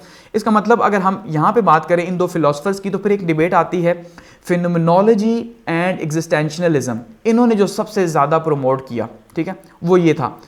अब इसको ये समझना है एज ए मुस्लिम, अगर हम मुसलमान के तौर पे इनकी डिबेट को समझेंगे तो हमें काफ़ी आसानी रहेगी और हमें इनके इन्फ्लुएंस की, इनके थॉट्स की समझ भी आसानी से आएगी, क्योंकि इस्लाम के अंदर ये वो डिबेट है जो कि 1400 साल से चली आ रही है, ठीक है। एग्जिस्टेंशनलिज्म की हम जैसे डिबेट बात कर रहे हैं, या फिनोमेनोलॉजी की, तो ये, या डेस्टिनी की, विल की बात की जा रही है, तो ये वो डिबेट है जो इस्लाम के अंदर, या इवन आप अभी भी अगर कहीं बैठे हुए मौजूद हैं तो आपको नज़र आएगा कि हकीकत में ये डिबेट आपकी अभी भी मौजूद है, ठीक है, अभी भी आपकी डिबेट मौजूद है। कैसे, देखते हैं। फिनोमेनोलॉजी क्या है, या इन्होंने जो फिनोमेनोलॉजी एंड एग्जिस्टेंशनलिज्म दिया, इसको हम नॉर्मली कह सकते हैं वहदतुल वजूद, वहदतुल वजूद का नज़रिया। सुना है ना, वहदतुल वजूद, वहदत शहूद, यानी एक लोग वो जो है जो शहूद को मानते हैं कि भाई हर चीज़ पहले से तय है, और एक वो हैं जो वजूद को मानते हैं कि हर चीज़ तय नहीं बल्कि हमें जो है वो तय करना पड़ता है। तो वहदतुल वजूद की और वहदत शहूद की जो डिबेट है बहुत पहले से चली आ रही है। तो ये जो फिलोसफर थे, यानी जॉन पॉल सार्ट्रे जो थे, ये वहदतुल वजूद के मानने वाले थे, एग्जिस्टेंशनलिज्म के मानने वाले थे कि जो एग्जिस्टेंस है वही रियलिटी है, और ये नहीं कि आपके अंदर जो है ना वो जो एसेंस था एक। अब ये डिबेट आपको बहुत थोड़ा सा समझनी पड़ेगी। हर चीज़ के अंदर एक जौहर है, इन्होंने कहा हर चीज़ के अंदर जौहर है, ऐसा ये हकीकत नहीं, ठीक है, बल्कि वो खुद आगे कुछ कर रहा है, यही हकीकत है, जिसे एसेंशियलिज्म कहा जाता है फिलोसफी के अंदर। ये काफ़ी लंबी डिबेट है, इसको मैं यहाँ नहीं छेड़ना चाहता। अच्छा, एग्जिस्टेंशनलिज्म एंड मार्क्सिज्म, इन्होंने जो फिलोसफी दी वो इसके ऊपर बेस करती है। और दूसरा डेस्टिनी वर्सेस विल की बात की। अब इसको आप यहाँ समझिएगा कि डेस्टिनी मतलब पहले से तय है। हम कहते हैं ना यार ऐसा होना ही था और ये होना ही था, ऐसा होना जो हम कहते हैं ना ऐसा होना, इसका मतलब हम ये कह रहे हैं डेस्टिनी तय थी, एक पहले से तयशुदा पर्पस के तहत हम जा रहे हैं। देखो भाई, मैं ये कहता हूँ कि मुझे जो है वो टीचर बनना था, इसका मतलब ये है कि ये पहले से तय था कि मेरे खून के अंदर शामिल था कि मुझे टीचर ही बनना था। लेकिन फिर मैं ये कहता हूँ नहीं, ऐसा नहीं था, ये मेरी विल है, ये मेरा इख्तियार है कि मैंने चूज़ किया टीचिंग को एज ए प्रोफेशन। तो इसका मतलब ये है कि जो मेरी विल है वो इंपॉर्टेंट है। अगर मेरा इख्तियार था और मैं यहाँ चूज़ करता डॉक्टर बनने का, ठीक है, या इंजीनियर बनने का, तो मैं वो होता। इसका मतलब मेरी विल भी थी। तो यहां पे ये क्या कह रहे हैं कि विल नहीं बल्कि विल ही है, डेस्टिनी नहीं है, ठीक है, क्योंकि ये एग्जिस्टेंशनलिज्म के मानने वाले हैं। तो ये सिर्फ आपको बता रहा हूं, ये डिबेट है कि जो डिबेट जिसको इन्होंने जो है आगे लेकर गए। हेगेलियन मार्क्सिज्म के ऊपर इनको उन्होंने प्रमोट किया। अच्छा, पॉलिटिकल इम्प्लीकेशंस जो हैं उसके ऊपर उन्होंने काफ़ी ज़्यादा बात की। फ्रीडम जो है, आज़ादी के ऊपर बात की, क्योंकि अमेरिका में थे तो ऑब्वियसली फ्रांस में थे तो आज़ादी की बात जो है इन्होंने वहाँ पे यूरोप के अंदर बात की कि आज़ादी जो है होनी चाहिए। स्लेवरी के अगेंस्ट थे, ग़ुलामी के, कॉलोनियलिज्म के अगेंस्ट थे। कॉलोनलाइजेशन जो होती है, जो कि दूसरे मुल्क जो है वो दूसरे मुल्कों में जाके अपनी कॉलोनीज़ बनाते हैं, जैसे यूके था तो यूके ने जो है वो हिंदुस्तान को भी अपनी कॉलोनी बनाया हुआ था। तो इस तरह से ये इसके बहुत ज़्यादा अगेंस्ट थे कि भाई कोई भी दूसरे को डोमिनेंस नहीं कर सकता। कॉन्सेप्ट ऑफ एलिनेशन दिया यहाँ पे इन्होंने, ठीक है जी। अब कॉन्सेप्ट ऑफ एलिनेशन ये 6th पिलर है इनका एग्जिस्टेंशनलिज्म का, ठीक है। तो 6th पिलर जो है ये क्या है जी एलिनेशन का, कि यहाँ पे इन्होंने जो कॉन्सेप्ट ऑफ एलिनेशन दिया, ये वो कॉन्सेप्ट जो मार्क्सिज्म ने दिया था, ये उससे, या कार्ल मार्क्स के जो कॉन्सेप्ट ऑफ एलिनेशन है उससे थोड़ा सा डिफरेंट है। जो कार्ल मार्क्स ने जो दिया था, ठीक है जी, तो कार्ल मार्क्स ने जो दिया वो था प्रोडक्ट के हवाले से, कि भाई जो मजदूर प्रोडक्ट बना रहा है वो खुद उससे दूर है।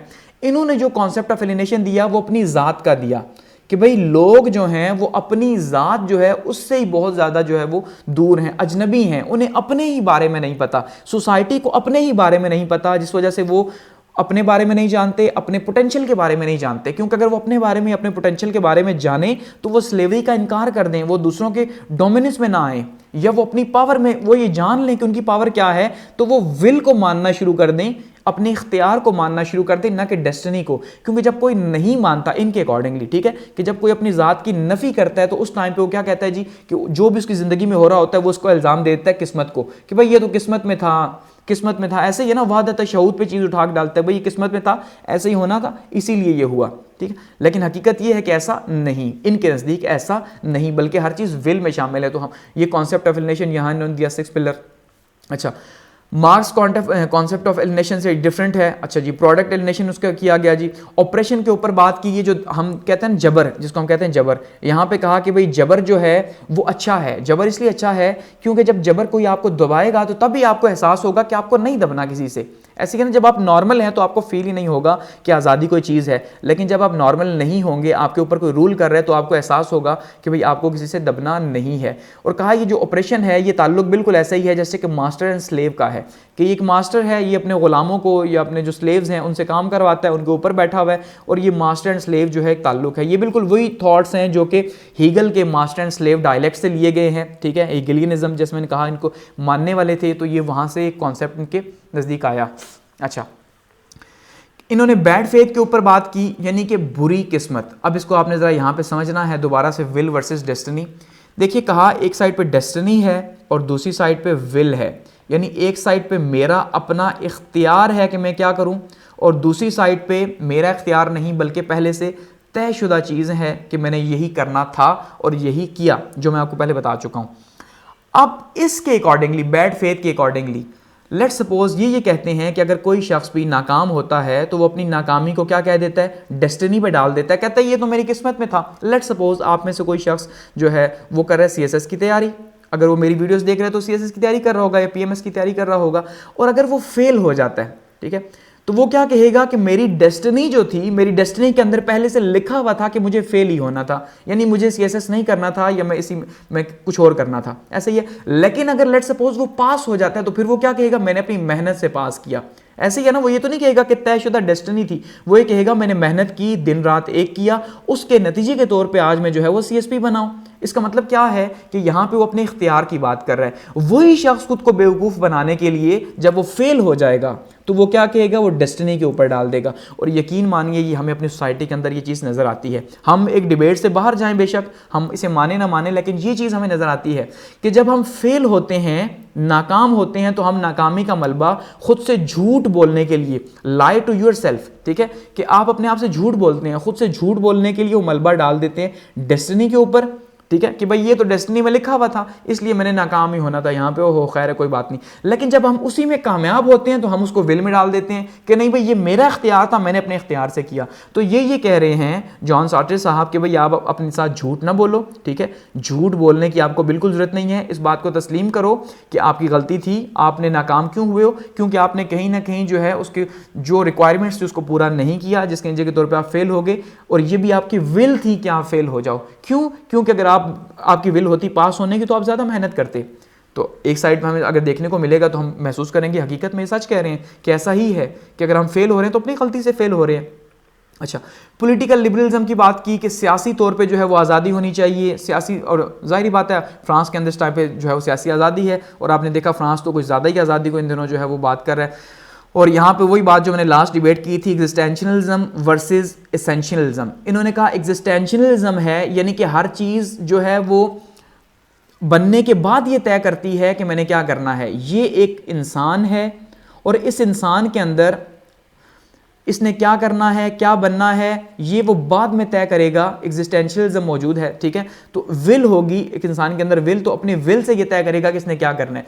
और इसी के अगेंस्ट में फिलोसफर्स ने एक डिबेट की एसेंशियलिज्म की कि भाई जैसे प्लेटो ने कहा कि हर चीज़ जो है उसके अंदर पहले से एक जौहर मौजूद है और वो जौहर जो है उसी के अकॉर्डिंगली बात होती है, ठीक है। यह इस्लाम मानता है, जैसे मैंने कहा डेस्टिनी लोग ये मानते हैं कि पहले से तय था कि भाई मेरे अंदर जो है वो फलां फलां टैलेंट था तो मैंने वही काम किया, ठीक है। तो ये एसेंशियलिज्म है कि हर चीज़ को जब पैदा किया गया तो उसके अंदर एक खास किस्म का उसे पर्पस दिया गया, एक वजह दी गई कि ये वजह है तुम्हारी पैदाइश की, जाओ, तो हम यही कहते हैं ना, अपने आप को तलाश करो, ढूंढो कि तुम्हारी वजह क्या है। इसका मतलब हम ज़्यादातर एसेंशियलिज्म के मानने वाले हैं। इस्लाम में अगर हम देखें तो एग्जिस्टेंशियलिज्म के मानने वाले कुछ कम हैं। मॉडर्न लोग एग्जिस्टेंशियलिज्म को मानते हैं और जो पुराने लोग हैं वो एसेंशियलिज्म को मानते हैं। अब ये डिबेट है, अपनी अपनी डिबेट है। अच्छा, नो रीज़न, यानी कि यहाँ पे अकल का कोई काम नहीं है, ठीक है। एसेंशियलिज्म के अंदर विदाउट एनी पर्पस जो है इन एग्जिस्टेंशियलिज्म, ये इनके जो थॉट्स हैं, जॉन पॉल सार्त्रे साहब की उसकी बात करते हैं कि आप बगैर किसी रीज़न के पैदा हुए, पहली बात। दूसरा, विदाउट एनी पर्पस, आपको कोई पर्पस दे के पैदा नहीं किया गया, बल्कि आपने अपना पर्पस खुद तय करना है। ऐसा नहीं कि तयशुदा पर्पस है। नो एसेंस, कोई भी जौहर मौजूद नहीं है आप में, बल्कि आप पैदा होने के बाद अपने आप को डेवलप करते हैं और आप जो है उसी से मतलब फिर आगे बढ़ते हैं। तो जैसे मैंने कहा, ये एक इस्लामिक डिबेट है, विल एंड डेस्टिनी की डिबेट, जो कि हमेशा चली आ रही थी और हमेशा चली आती रहेगी। कुछ लोग विल के मानने वाले होंगे कि नहीं भाई मैंने अपनी ज़िंदगी खुद बनाई, कुछ ये मानेंगे कि भाई किस्मत पे डिपेंड करता है, ठीक है, और कुछ ये मानते हैं दोनों ही चीज़ें मौजूद होती हैं, जो मेरे ख्याल में एक बैलेंस्ड आर्गूमेंट है। वर्ल्ड वॉर सेकंड के बाद जो है इन्होंने पॉलिटिकल थॉट्स के ऊपर बात की। और क्योंकि जब वर्ल्ड वॉर सेकंड में हॉलोकॉस्ट हुई, जब यहूदियों को मारा गया, ठीक है, उनके इतना ज़्यादा जुल्म उनके ऊपर किया गया, तो उस टाइम पे जॉन पॉल सार्त्रे ने कहा ये कौन सी डेस्टिनी थी इनकी कि यहूदी की किस्मत में लिखा हुआ था कि उसने गैस चैम्बर में मरना है या उसको इस तरह से जो है ना कॉन्सेंट्रेशन कैंप्स के अंदर मारा जाएगा। इसका मतलब ये नहीं हो सकता। ये विल थी कि हिटलर की विल थी, जिस वजह से हिटलर ने जो है होलोकॉस्ट करवाया, ठीक है, यहूदियों को मारा गया। तो यहाँ पे ये बात भी ठीक हमें दिखाई देती है, ठीक है। अच्छा, मोरालिटी एंड ऑथेंटिकेशन, और कहा जी ये जो मोरालिटी है, मोरालिटी वही है, मॉरल वैल्यूज वही है जो ऑथेंटिक हैं। अब इसकी बड़े मजे की आप डिबेट देखिए। इसकी एग्जांपल देते हैं कि एक शख्स है या एक लड़का है, वो लड़का जो है उसकी एक माँ है और माँ उसकी बूढ़ी है, ठीक है। एक लड़का है, उसकी एक बूढ़ी माँ है। तो अब उसके पास दो चॉइसेस हैं। वर्ल्ड वॉर सेकंड की बात हो रही है कि एक साइड पे मुल्क है और दूसरी साइड पे उसकी माँ है। अब उसके पास चॉइस है, या तो वो आर्मी में जाए और आर्मी में जाके अपने मुल्क के लिए सर्व करे, एक बड़े कॉज के लिए अपने आप को एक छोटे से तौर पे पेश करे, क्योंकि ये एक अकेला है ना, यहाँ पे एक से इतना ज़्यादा फर्क तो नहीं पड़ेगा, ये अपने आप को पेश करे, या एक छोटे कॉज के लिए अपने आप को एक बड़े कॉज के लिए अपने आप को पेश कर दे यहाँ पे कि भाई एक ही माँ है, बूढ़ी है, और मैं जो है इसकी लाइफ में इन्फ्लुएंस कर सकता हूँ और इसके लिए बहुत ज़्यादा आसानी कर सकता हूँ। तो अब कहा कि अगर आप ये सोचते हैं कि लड़के को मुल्क के लिए लड़ना चाहिए या माँ के पास रहना चाहिए, तो ये आपके थॉट्स हैं जो गलत हैं। मोरालिटी के हिसाब से देखा जाए तो बहुत से लोग ये कहेंगे नहीं से माँ के पास रहना चाहिए, बहुत से लोग ये कहेंगे नहीं मुल्क के लिए लड़ना चाहिए, ऐसे ही है ना। तो कहा यहाँ पे लड़के की अपनी चॉइस है, वो जो करता है और वो जो करेगा वो अखलाकी तौर पे ठीक होगा, चाहे वो आर्मी में जाता है या चाहे इसमें, क्योंकि ये इसकी फ्री विल है और ये इसकी अपनी चॉइस है। समझ रहे हैं बात को। तो ये डिबेट कही कि ऑथेंटिकेशन क्या है, मोरालिटी में वही चीज़ जो ऑथेंटिक है, जो आप करना चाह रहे हैं वही मोरालिटी है, जो ऑथेंटिक नहीं वो मोरालिटी नहीं, इनके नज़दीक। व्हाट यू डिसाइड, ये आपने जो डिसाइड करना है, ठीक है। तो इस तरह से ये हमारे यहाँ पे वेस्टर्न पॉलिटिकल थॉट्स जो हैं पार्ट सेकंड जो है यहाँ पे ख़त्म हो गया और इसको यहाँ पे क्लोज करते हैं। काफ़ी लंबी डिबेट हो चुकी है। तो इस तरह हमने 20 फिलोसोफर्स को जो है 2 पार्ट्स के अंदर डिस्कस किया और इसके दौरान जैसे मैं हमेशा से कहता हूँ कि आपको हक है कि आप जो है वो इससे कह सकते हैं कि भाई आपको किसी भी चीज़ से जो है वो समझते हैं कि ऐसी नहीं होनी चाहिए, या जो आप जो है वो इख्तिलाफ़ रखते हैं तो अपने इख्तिलाफ़ को ज़रूर शेयर करें, इसमें ऐसी कोई बात नहीं है, ठीक है। And thanks for watching.